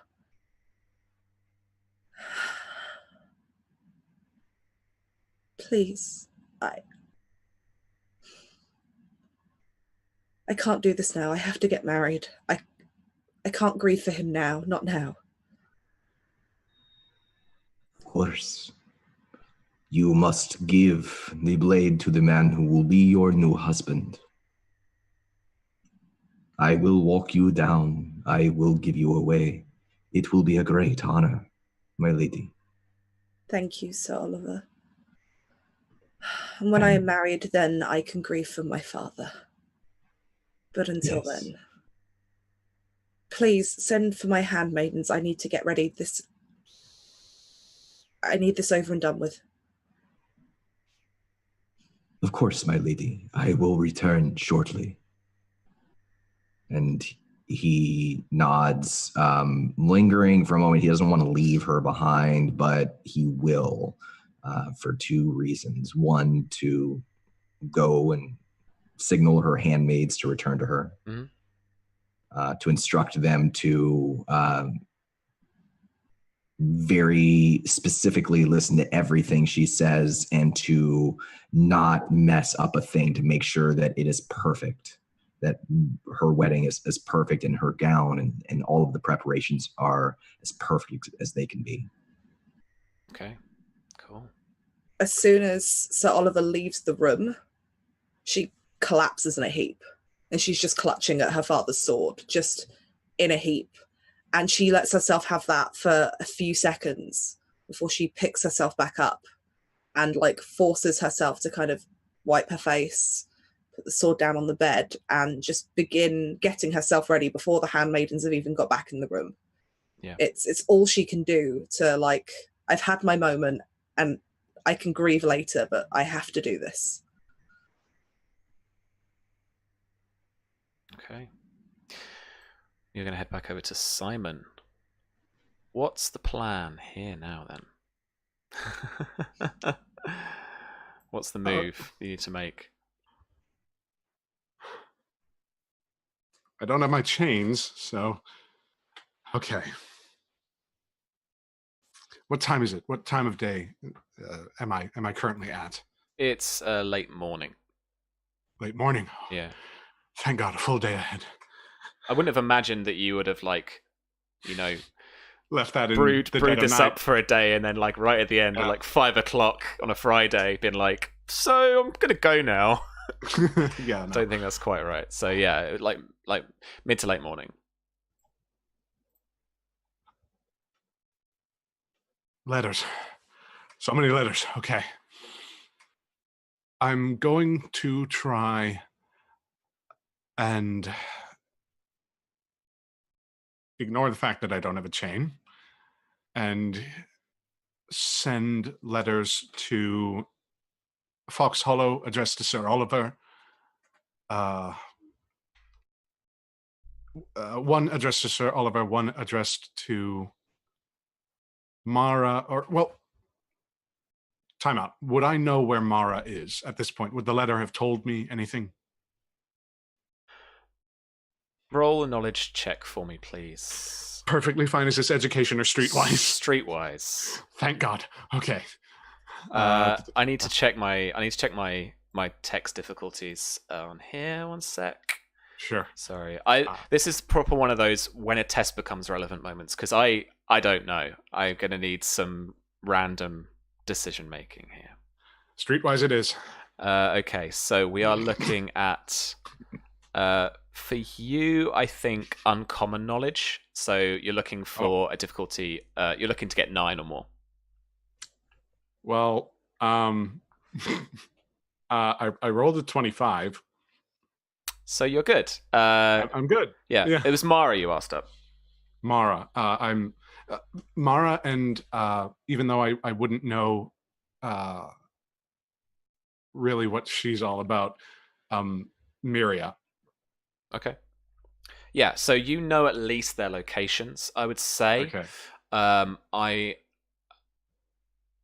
In terms of being a bit narrative with time and a bit timey-wimey, Sure. You would know at the very least, that she's betrothed to the Oakhearts, and I think it would make sense to you.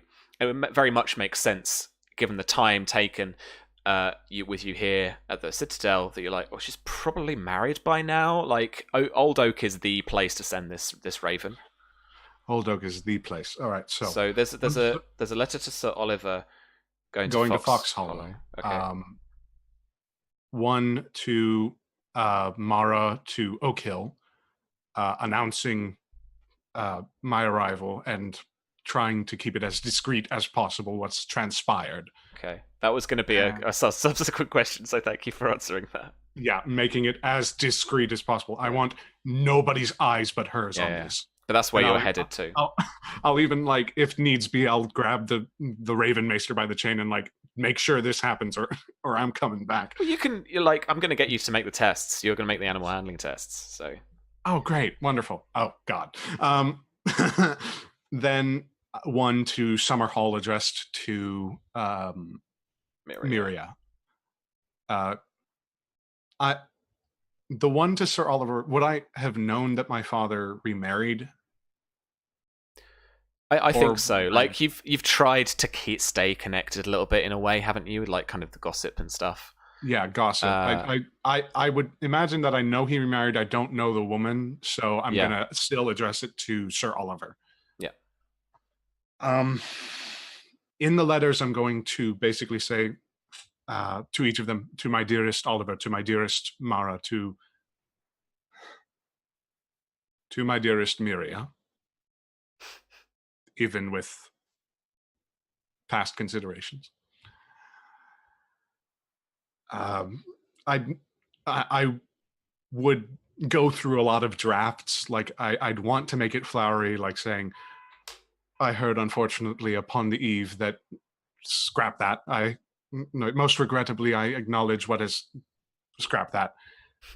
And I would then basically say to my dearest XYZ, I have not forgotten. I have been a fool. I will rectify this. Tomorrow specifically, I would say and I would say something to the effect of, this is what I'm doing. Mm-hmm. I will secure transport or otherwise ride to Oak Hill upon this very evening, and so endeavor to meet with you.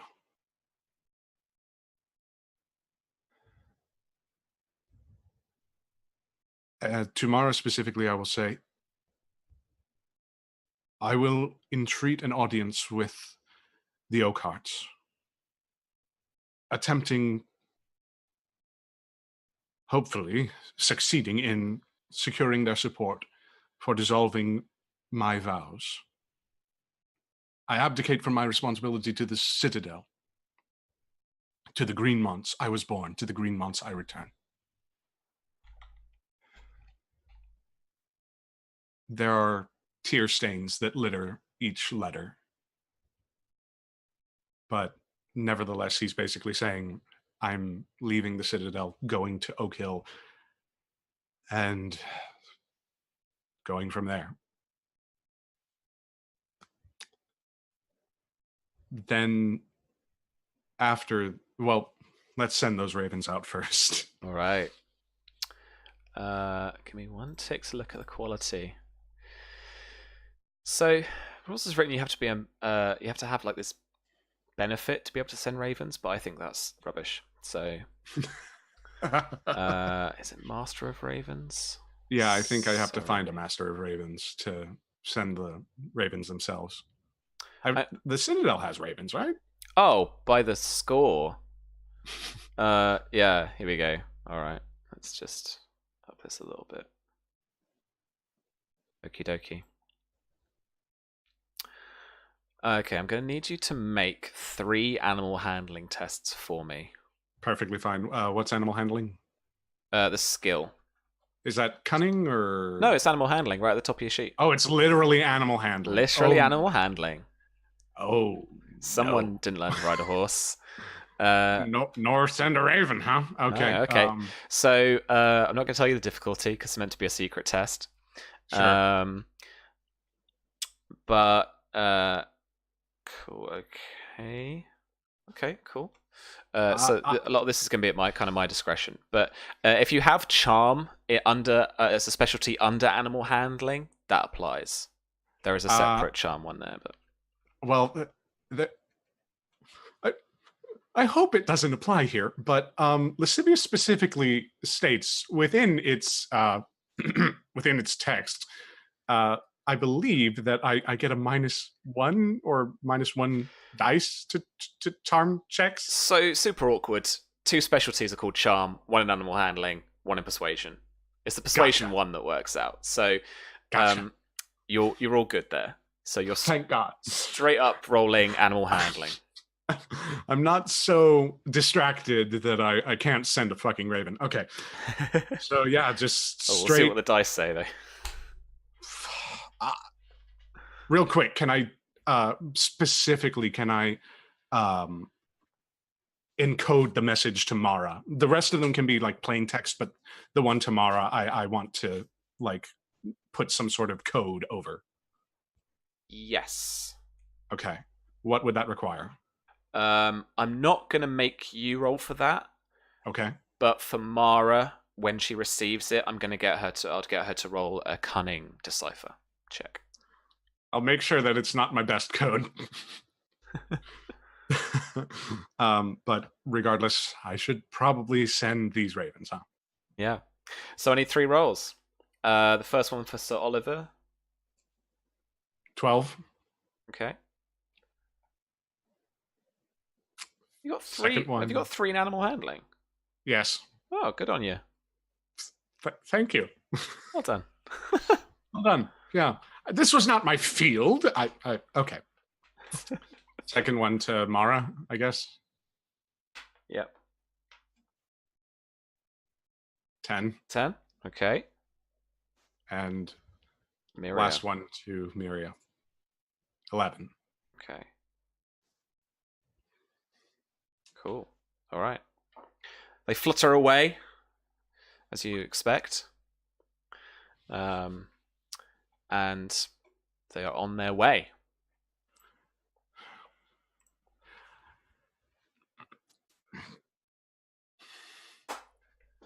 I've no money to my name. I've got nothing, right? Mm-hmm. So I can't hire a messenger, can't do anything like that. Not right now. One of your links was in the underworld, though.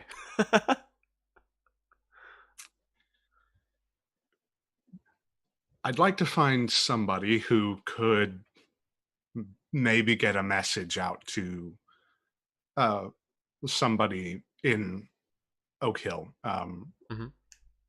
specifically Mara, because this is the backup basically to the Raven, at least for this one. The rest of them I can, whatever. Sure. But this one I want to make sure she hears. So do I know anybody in Old Town that would maybe be okay with me asking a favor of them? Sure. I roll streetwise for me. And I should say somebody who's maybe not on the right side of the law. Yeah. This is gonna. Okay. Cool. I'm gonna give that 2 degrees of success. I was gonna say it's like for your connections at least, like difficulty 9. So that's a couple of degrees. So you can improve upon that success. So you definitely you can find a person. Do you want to define something else about them that just makes them that bit more special, a bit more discreet, a bit cheaper? I don't know. Like, I want them to be the thing that really is good about them. It's that I want it basically to be where nobody would look at this person like they're indiscernible from a crowd. Like okay. They're really just, they blend in supremely well, that it would be assumed that that person could just be somewhere. That sort of extras in a television series. Like Sure. You've seen them in a couple of scenes, like you're sure that it's that person, but maybe not. Yeah. So cool. So they've got like there's a face in the crowd quality. We'll give them that. Yeah. So when I spend my evenings writing up more of my NPCs, I'll make sure that this person has face in the crowd. Okay. I imagine this is you going to one of your favorite ladies who can also carry a message. I imagine that after I send off the Raven, I just sort of like tower over the messages and like look up, I need a woman, and then go to that place. Yeah. So this is found in brothel in Old Town. The Lively Lyra. Of course. Yeah. Full of young Dornish women, as there's a bit of a vogue for them here and now. There are also some what they would call exotic beauties from Essos and beyond. But who is the woman that you approach to take this message for you? The woman that I approach would be someone who's familiar with my face. Simon when Simon was talking about breaking vows earlier or forgetting portions of the vows, he neglected to mention that maybe sometimes he forgot himself. But this would be someone he's met recent enough to where they can consider each other like on the level. So like within the last few months. You are what the trade lovingly calls a regular. Yeah. And with this particular woman, I'd say she's probably a Reacher girl. I don't, not necessarily from like a big city like Highgarden, but definitely within the marches. Someone who is squarely in this part of the world. Mm-hmm. And for some reason, the name Annabella is coming to mind, but I don't know if we want yet another name that ends in A. Annabelle. How about that? We need some Y's in there. Annabelle. ANNYABLL. E. Annabelle. That's a bit weird. Yeah. Annabelle. Annabelle. Annabelle. Cool. All right. Oh, well, okay. You can away with that. And I think Simon would... There'd be a different sort of air around him. He'd definitely be like just straight to her, like straight to the lady of the house and ask, "Where's Annabelle?" And he looks like haggard, like he's not like put together at all. My cat's destroying my bookcase. Sorry. And she just points towards the back. You're a saint. Just go around and go to Annabelle. You part some silks and whatever. She's already servicing a fella, a tradesman from the Summer Isles, who's come in, a sailor nonetheless. You don't find that a bit cliche, I'd say. She looks over her shoulder back at you, and then she kind of slaps the guy away, and he starts arguing, shouting at her a bit, and then she throws some of his coin back at him, and then he throws on a robe. Just ties it up loosely in a kind of dressing gown style, and then makes his way out to the front. He kind of eyes you up as he just kind of wipes his mouth, like, and he's a good kind of 6 inches taller than you as well, and just kind of looks down at you a bit. It's just like I just look up to him and say, "If you still wish to part with the coin, I'm quite dry," and I'll hold out my hand. Okay. 1 sec. This is a joke. I am not in any way serious. Let's say... Oh, that was just 3. That's not what I wanted. Ooh, what's your combat defense? Not that high. 8. Okay, that is 2 degrees of success. Ow. Yeah. And a couple of 6s too, and I've done at least 2 degrees. This is actually a crit. Oh, great! Thanks. Okay, because damage doesn't stick around after combat. I'm just going to give you an injury. Like this guy, this guy lamps you in the chin. Oh yeah. It's I feel it. It's not dislocated jaw, but it's like it's gonna bruise. Like, yeah. I already feel like the slap game with Jason Momoa. It's like yeah. So like we can name this like I was just thinking of things that are more devastating, like crushed jaw. No, but like no thanks, please. So 2 6s, powerful hit. Base damage. Yeah, okay. Base damage. No, it's fine. That's what the crit does. I'm just going to give you an injury. So injuries mean that you are going to take a -1 to the final result of anything. So Perfectly fine. you're going to add everything up and then take off 1 because your jaw just hurts that fucking bad. Yeah. Okay, so yeah, he lamps you, and then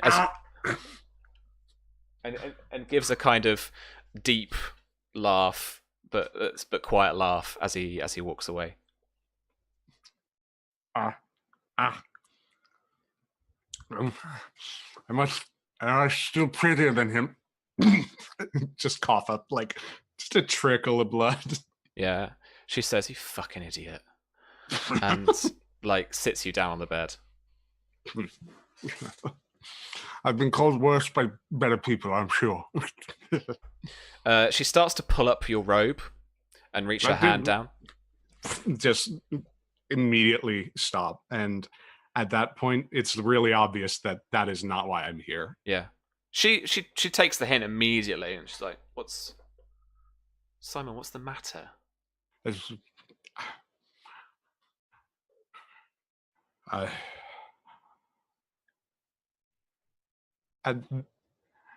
At that point, I think he starts actually kind of processing what he's doing. So he's kind of like lost for words. At which point he just sort of blurts out like, a lot of things, my dear. And can I help with any of these things? Perhaps. He reaches into his robes and pulls out 2 letters. One addressed to Mara and then one addressed to Maester Gillen. Okay. She sighs. She asks, where are these going? One's close by, and I hand them off to her. Okay. She doesn't look at them. The other, not so. I do hope that you don't have any appointments that will be headed out. He starts massaging his jaw at that point. Cool. All right. So cool. You get to make these arrangements. Just for me, where are they headed? What's their intention before we move back to Old Oak? One is a letter to Archmaester Gillen. Yeah. Which I've written out in full, but we can read or I can publish somewhere else. Yeah. It's basically Simon's justification for resigning from the Maesters. And it'll accompany his final work. He debated whether or not to leave the final work, but it'll be accompanied with that. And the other is the unciphered or the deciphered message that was written to Mara. Basically, hey, by the way, I'm coming and I'm gonna try to make this right. Cool. All right. Heading back over to Old Oak, and the time has come to actually walk down the aisle and say your vows. You walk out into the yard, and surrounding you, not only are there the family of the Oakhearts themselves, some of their extended family, but lords from around the Reach and from slightly further beyond are here in force. Mara, would you take in the scene? Would you really have a look around at who's here, or are you focused on where you need to get to? You're muted as well. Whoops. Sorry. I imagine she would be quite focused on getting to where she's going, but she understands that there is a level of kind of pretense that goes along all of this. So, she does hold her head up as she walks, and she will quite purposefully, like in that focused way, scan to make sure that she's done that. I've acknowledged everybody here, but it's all part of that. This whole thing is a part of this focus. This is what happens. I can't just walk past these people. That's not how it works. Sure. Your eyes pick out a few of the colours that surround you. I mean, not only are there the Reacher houses here, or all the kind of particularly prominently kind of like yellows and green colours. The things that the ones that really stand out, I guess, would be the pictures. So like the kind of the Fox of House Florent and the House of the Red Apple of House Fossaway. The Gold Rose of Tyrell is here as well. You notice, and actually just taking just a second to see that this like Lord Leo Tyrell is here, with his new Dornish wife. And then just thanks Jason. Just scanning around further off to your left-hand side, positioned behind some of the Oakhart family that is at the front as you parade down. You do see a few Dornish colours. You see a few Dornish banners here too, and catch sight again of Princess Daenerys. She's slightly shorter, but you can see her through a gap as people have made a gap for her. She's more towards the front of the audience of your procession, and she gives you a comforting smile as you walk past. Mara will, once she's kind of locked eyes with her, give her a kind of respectful, like a nod, acknowledging the look, but will continue. Yeah, her broader, taller husband, Mara Martell, smiles and it kind of deforms and curls his goatee a little bit, but he's got that kind of glint in his eyes as well, of just actual kind of sincerity of, you know. Does the look on everyone's faces here tell me that they have all, like, probably recently found out what's just happened to my father? Like, it's already started to spread. There is a mix here, and you honestly not sure whether this is something because of the procession and the actual situation, or because this is because of the news of your father. But it is like deathly silent in the yard here now. In the afternoon sun, the ground is still soft, but not that damp, as your slippers sink a little into the mud, and the bottom of your dress is a little stained as you walk through. The sept is in a different, a smaller, different building to the rest of the keep, hence crossing the yard. As you get to the sept, your future mother and father-in-law are stood at the door, and you look into the darkness, and only just illuminated through some of the coloured windows, you can just about make out the sight of your slightly younger husband to be, Lord Alistair Oakhart. Sir Oliver, you're presumably just next to her, walking her up. Yeah. Sir Oliver's looking a little more disheveled than usual. Definitely more disheveled than what a knight should look, even especially at a wedding. But he's dressed in his fine silk coat, not his armor, and it's a black with gold trim, so very similar coloring. So his clothes are fine, but there's dark bags under his eyes. His beard has grown out just a little bit more than it should. But he is keeping a keen eye, even though he's walking beside her and going through the motions. He's very interested in trying to perceive any possible insincerity or animosity. He's just trying to stay as aware as he can of these people that are surrounding the both of them now.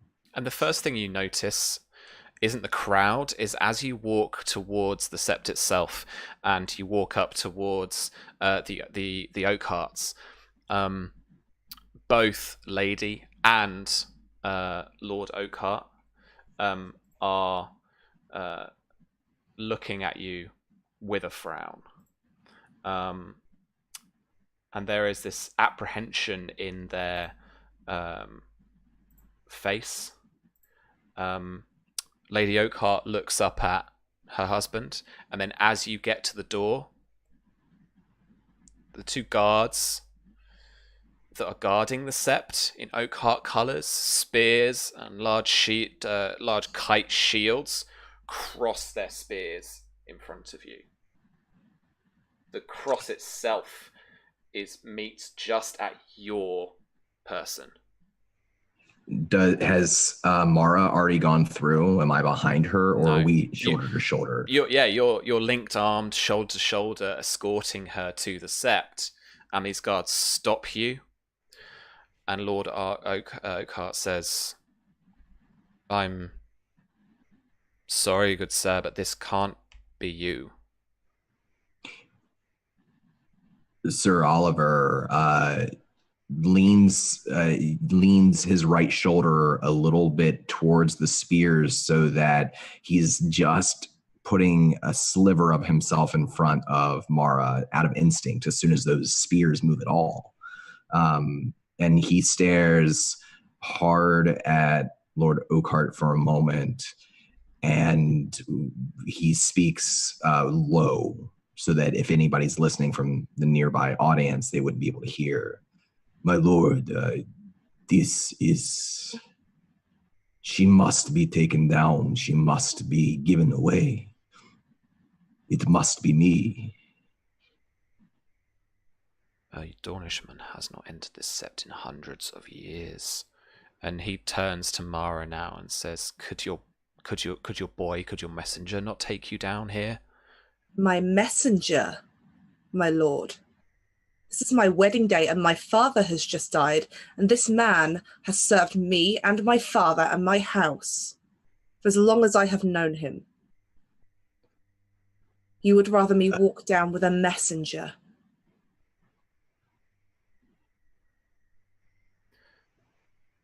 How dare you? Like you to roll persuasion for me. Okay.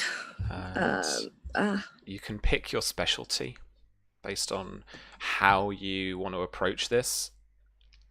Okay. Oliver, you can assist.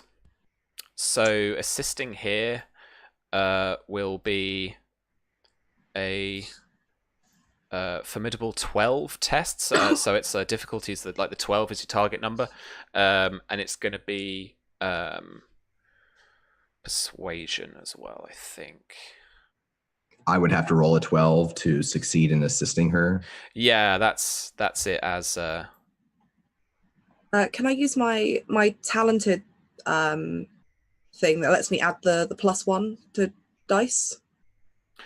The persuasion tests. Yeah, that's universal. That's every persuasion test. I'm going to use convince, because at the minute it's kind of that whole, no, you are going to let me do this. You have to let me do this. Sure. Let's see what happens. 24 +1, so 25. Wow. Okay.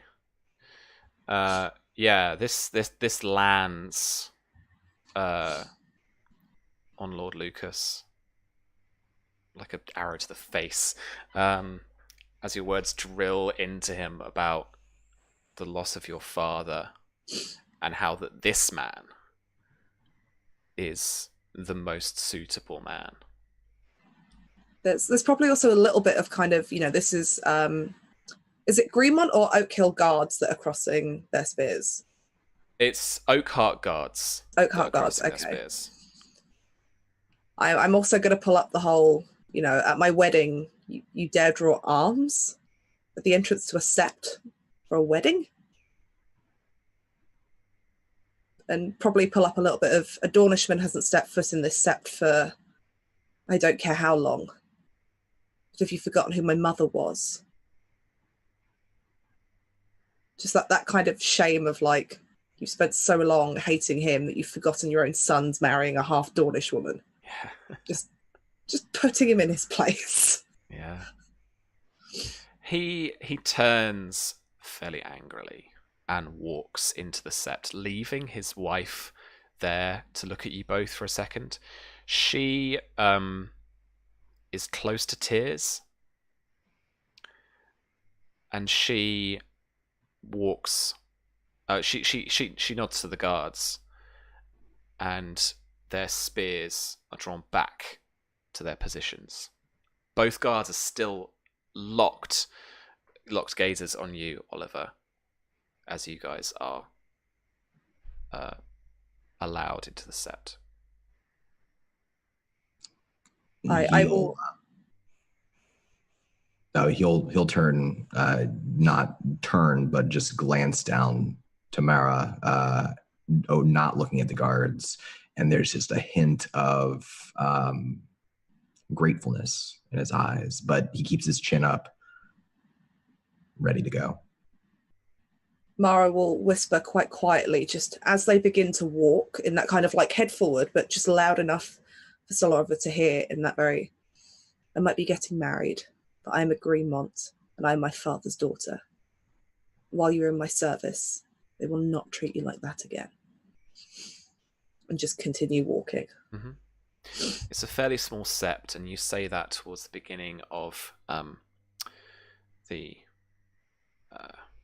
kind of corridor, carpeted bit that walks you towards the center of the sept. This 7-sided building casts light from many directions from the many plate glass windows. That and it's a beautiful small building as well. And these plate glass windows are decorated with each of the gods as they look down on you, and the smiling, quite kind of charming and easygoing face of your future husband, Lord Alistair, is here. As you've gotten to know him a little bit, he is quite charitable, quite charismatic, quite easygoing, but there's this arrogance with it too. But it's quite playful, and of all the courtship that you guys have done over the last few weeks, he seems like a very pleasant young man. He's fairly well skilled with a sword. He's well liked, but he is he was the third-born son, and you lucked out because of the Black Fyre Rebellion. He is the last remaining heir to the Oakheart domain. And so there is a large septon stood facing the both of you, and Sir Oliver takes off your maiden's cloak. Is there anything, Sir Oliver, you want to do particularly about that?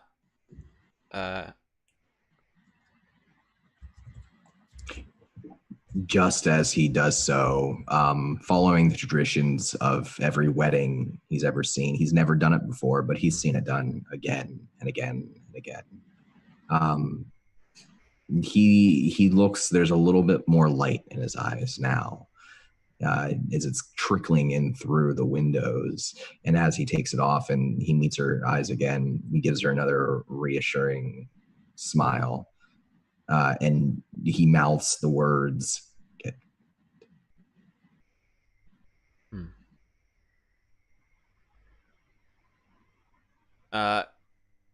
your betrothed takes the cloak of the yellow field with green embroidered oak leaves, 3 in a triangular positioning, wraps it around your back, Mara, and then the doors have been closed behind you, and you're in a private ceremony.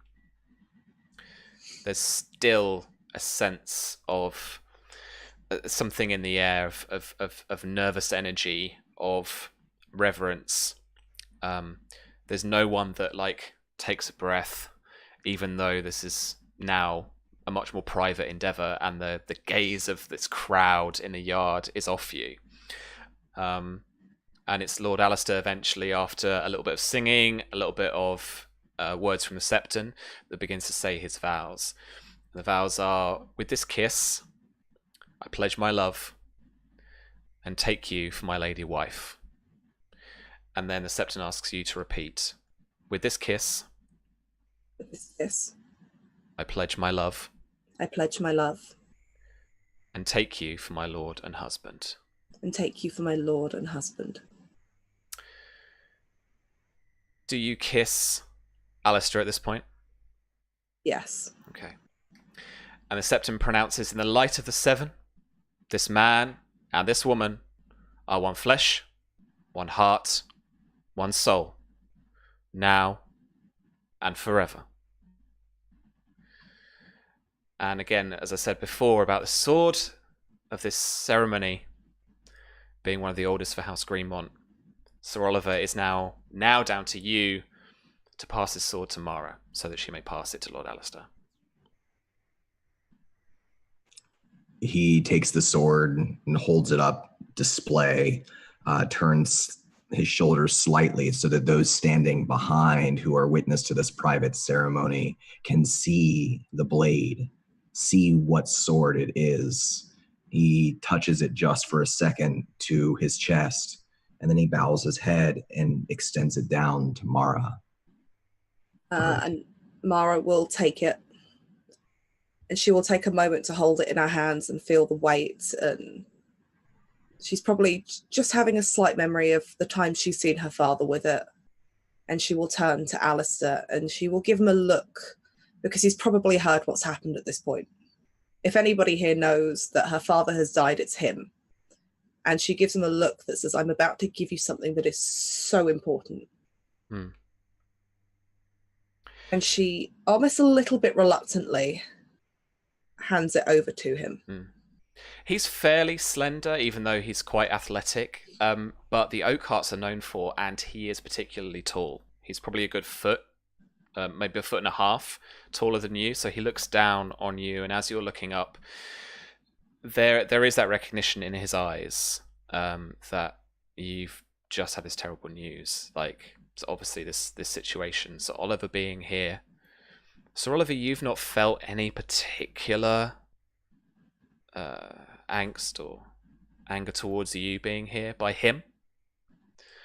And as he takes the sword, he bows towards you, Mara, and then he actually looks at you, Sir Oliver, and bows his head.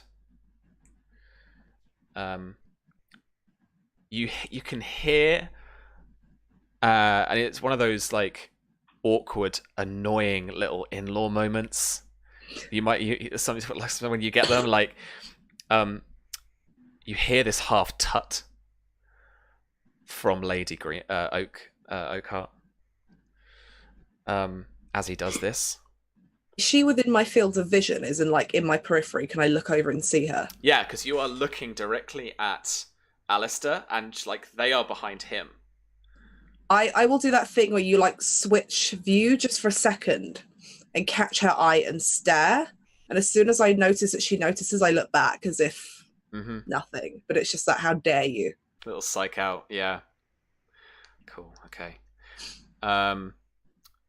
And with that, Alistair puts the sword scabbard onto his belt, and looks down at the hilt.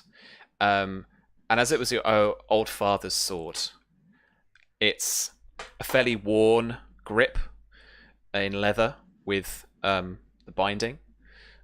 The pommel itself is actually that is beautifully rounded, sculpted heart shape. And this kind of castle forged steel is what comes from your house. So the beauty and the elegance still outshines the antique nature of the fact that this sword will have been around for a few decades at least. And I think for Sir Oliver as well, this is an object that like you actually weirdly know quite well, or you recognise it very easily. And it now is in the hands of the young oak, the young Lord Alistair. Virginia, I have a little meta proposition for you. Okay. I grabbed this off their blog of games. I don't know why they call it Blog of Thrones, but anyway. Okay, so now you've spoken your vows. The couple. So I'm going to make this you because I've got an NPC at least. So you can spend, not burn, spend one of your destiny points. You get destiny points back when you've completed some of your objectives, or you've reached a big milestone in the story, kind of thing. So you can spend one of your destiny points, so you don't lose it entirely, but you can't use it until it refreshes. For the next year, or until your for your next year until your first anniversary, you can gain +1 bonus die on all actions taken to strengthen your union with Lord Alistair. So that might be him defending you physically from danger. That might be engage in intrigue to get someone to like him better, or to, save you guys face or something, or avoid people trying to take actions to betray or harm him. Or it could even be, as they say, an endurance test to survive difficult pregnancies or sicknesses. So it's up to you. Did you want to spend a destiny point now and gain that benefit? Does that also include things like, for example, like deception to make him feel like things are better and things like that as well? I would say no, because that's falsely kind of providing you're trying to build your marriage up. This is about truly kind of doing it. Yeah, I'll spend that destiny point. Okay. So grab pop wedding vows into your benefits there. Okay. And then basically +1 bonus die on a test that has been done to kind of strengthen your union, and that's just like discretionary, however it comes up in play. So yeah, I mean, so that's destiny points aren't as easygoing as kind of getting them refreshed every session or anything like that.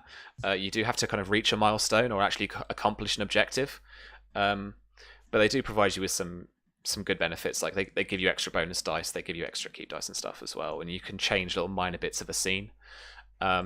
Say for example, like Don, if you decided that actually I'm going to burn a destiny point and I'm not going to be like stopped from trying to get into here, then you would have just kind of carried on through. So burning it is a much bigger thing that you can do, but you lose it forever. Spending it, you have to wait till it refreshes, kind of thing. But that's that. Okay. The feast is a chaos of lords and ladies, and the dais itself has really had to like the seating arrangements last minute have had to be really careful. So not only have you got a princess of House Targaryen, you've got Maren Martell, you've got Leah Longthorn, so you've got 2 house paramounts here. You and Alistair are in the central chairs, obviously. So you are the lord and lady of the night. You know, it's a kind of that everyone essentially has to kind of do you the honor, like bowing to you. Let me tell you from actual experience, lived experience, is like this weird, crazy feeling. Like you're so present, and it's just you're so aware, and you're riding high at the moment, I imagine. So right, because you said you're not taking the time to mourn. You're not really focusing on it or thinking about it.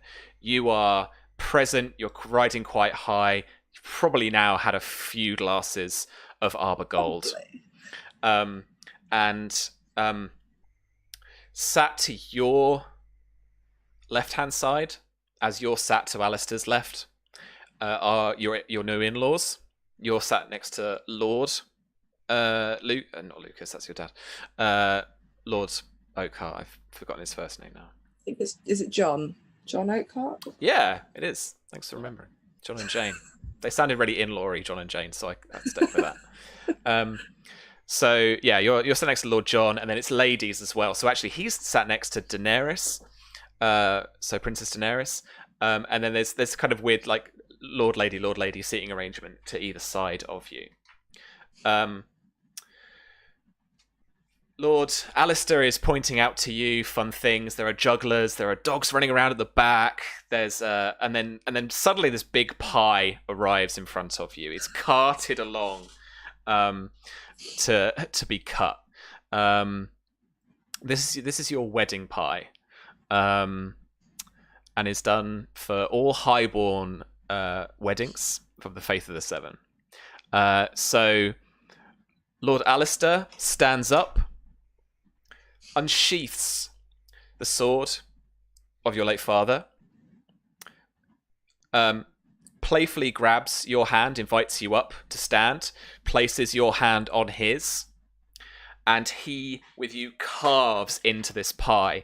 And there is a sudden gush and a flutter of birds, of doves, of blue jays, of skylarks and pigeons and mockingbirds, parrots, sparrows, songbirds, everything, and they flutter around the hall as there's a cheer from the crowd as people rise up.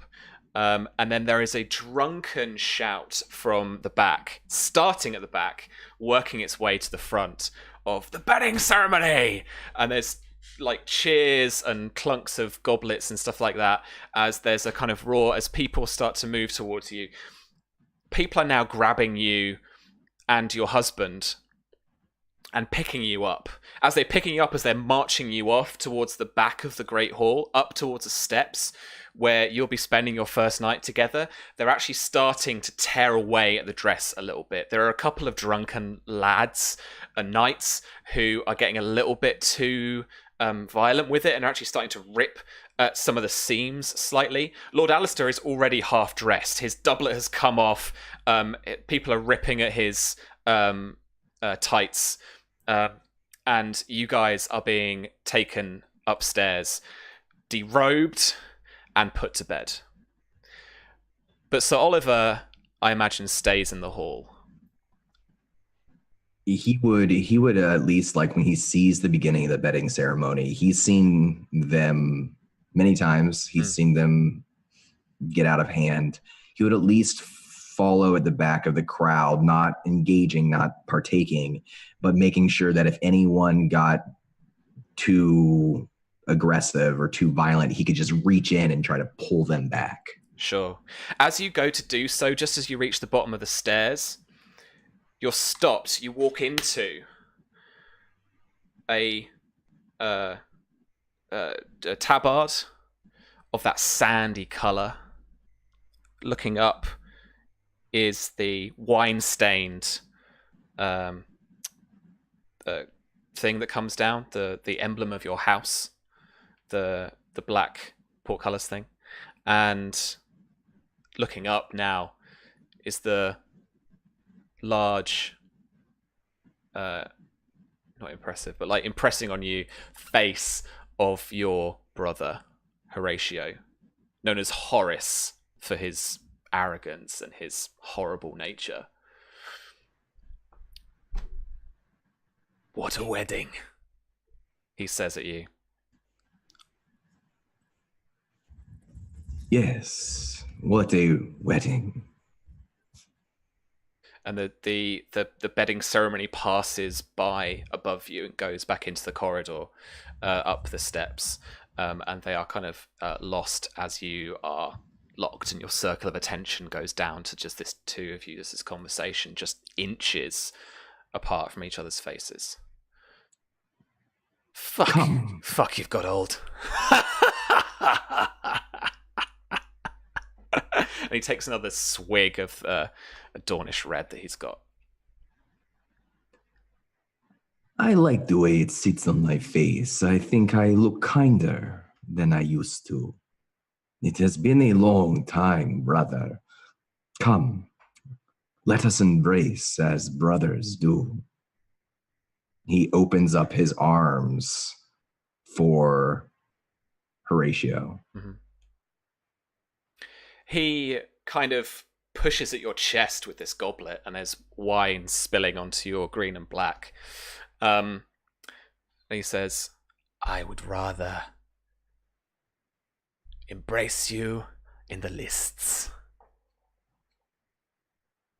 to fight me, old man.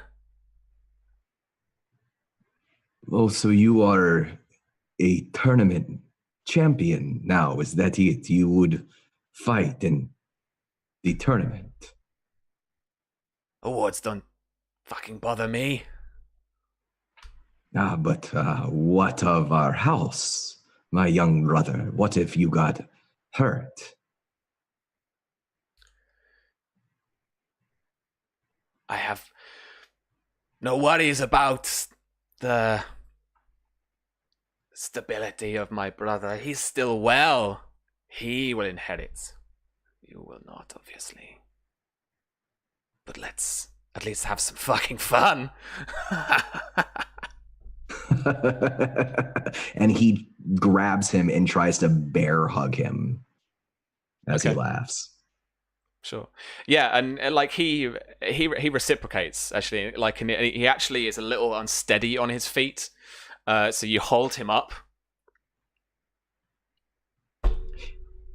I will see you on the lists, brother. It would be an honor. Good. I thought it was going to be harder than that. And he like he slips away, but you can say up like a parting shot. I am just so happy to see you again. And as he walks to his like bunch of mates, Dornish mates, as he kind of like raises a goblet up back towards you, and there's Dornish red slopping on the floor, and then he chugs the rest, and his mates laugh with him as he throws it to the floor, and they grab a couple of the serving girls and start walking their way to the back of the hall. Simon, leaving Old Town, how are you actually going to go about this? With no coin to speak of right now? Yeah.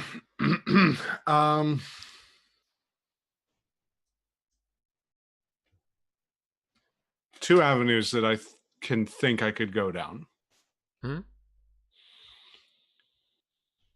One is trying to get in touch with Tamora Hightower, see if she could help an old friend.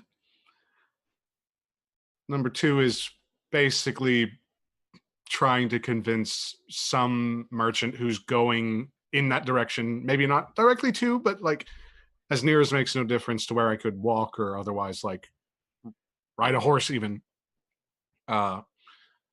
of my utility and like convince them to drag me along, basically. Okay.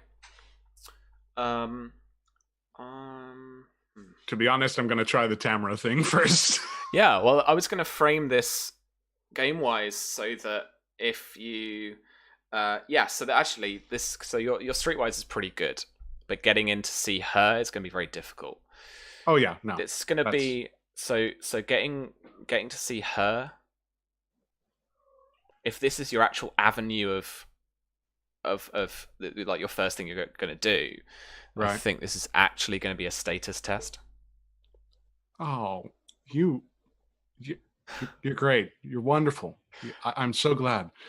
All right, fine. I'll give it. Streetwise bonus dice will apply though.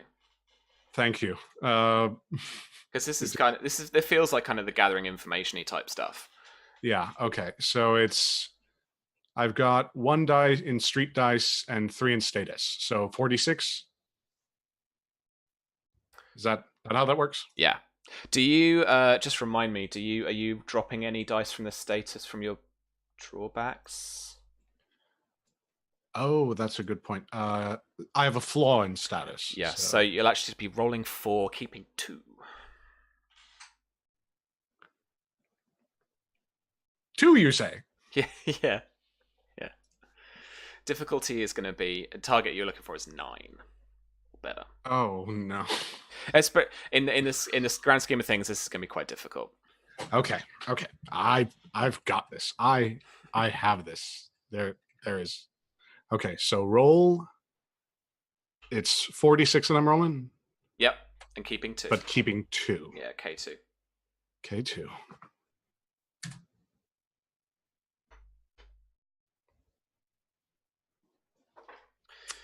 So imagine for him, he's stopped. So High Tower is like in the middle of this little island.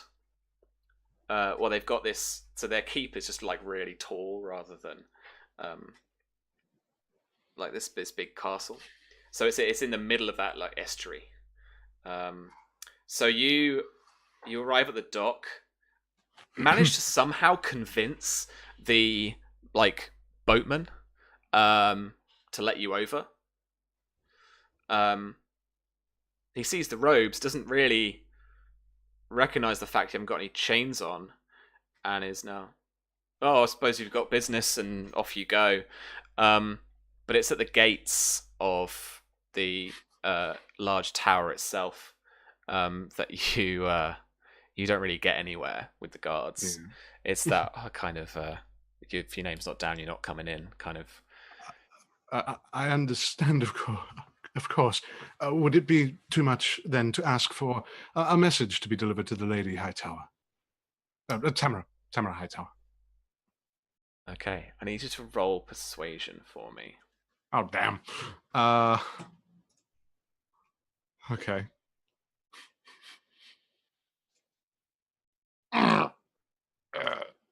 No. That stone face, like, not on the list, sort of.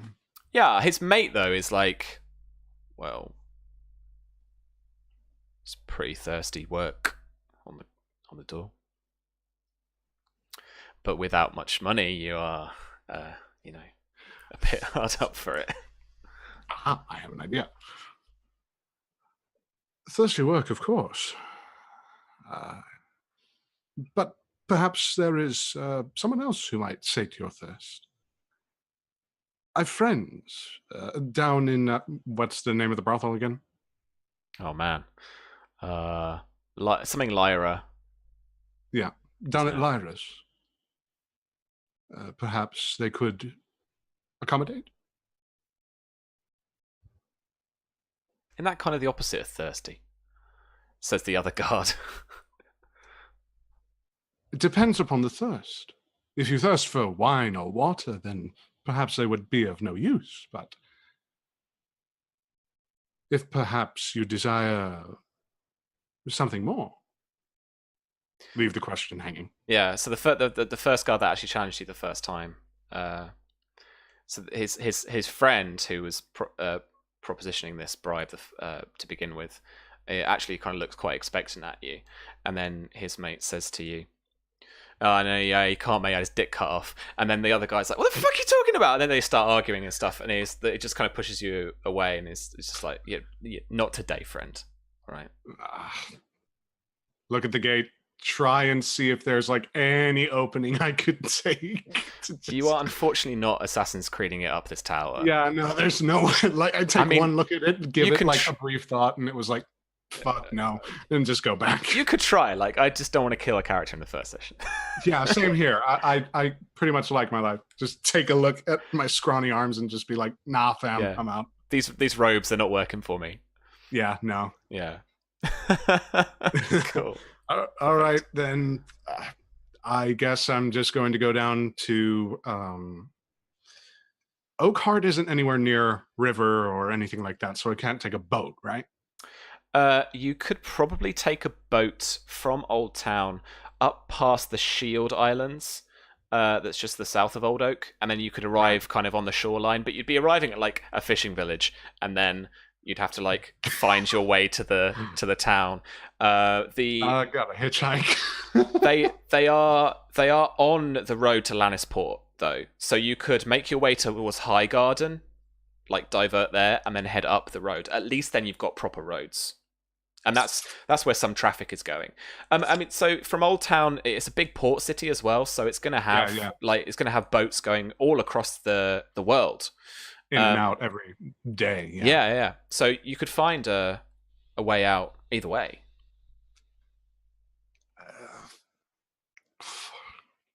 Okay, so here's my thing. I want Simon to arrive shortly after Annabelle. Hopefully, she's already left or is planning on leaving. Mm-hmm. So what would be the fastest way? By boat. By boat would be the fastest way. Yeah. Okay. I don't know if she's going by boat, but I am. So okay. If I get there beforehand, hope you got my letter. Okay. You didn't get my letter. I have a feeling. I have this terrible, terrible feeling. Okay, so the only thing to resolve then is actually maybe we'll leave it hanging. So you approach the docks, and there are a multitude of ships here. Everything from fishing boats that are going to go out into the estuary, to the grand cogs of the Summer Isles and the traders from there. There's going to be boats destined for like some near old Atlantis, somewhere Bravos, Lys, all sorts of different places. Finding one is going to be a mammoth task, but unfortunately that's going to have to be a future Simon problem. That's where I've got to wrap up.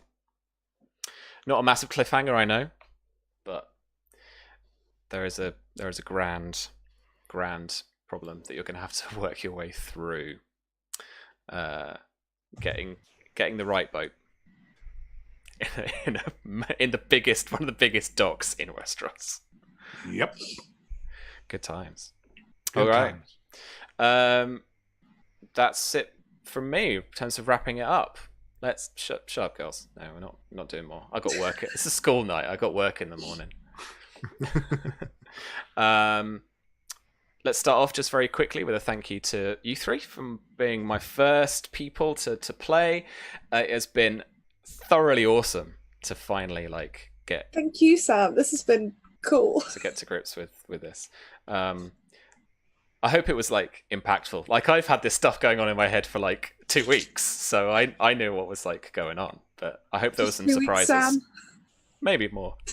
I hope there were some surprises. Don, at least there were some surprises.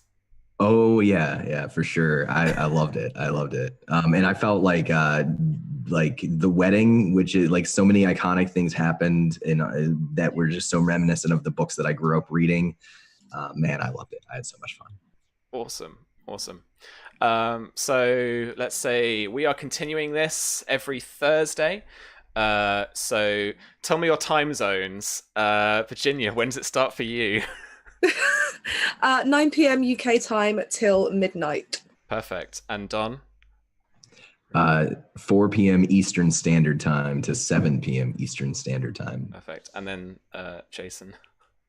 3 p.m. to 6 p.m. Central Standard Time. Perfect. I was little phone. Do you remember phoning the clock? Anyway, maybe that's a British thing. I don't remember. Oh wow, yeah, no, I think that's, yeah. I don't know if that's still going. Anyway, I don't think so.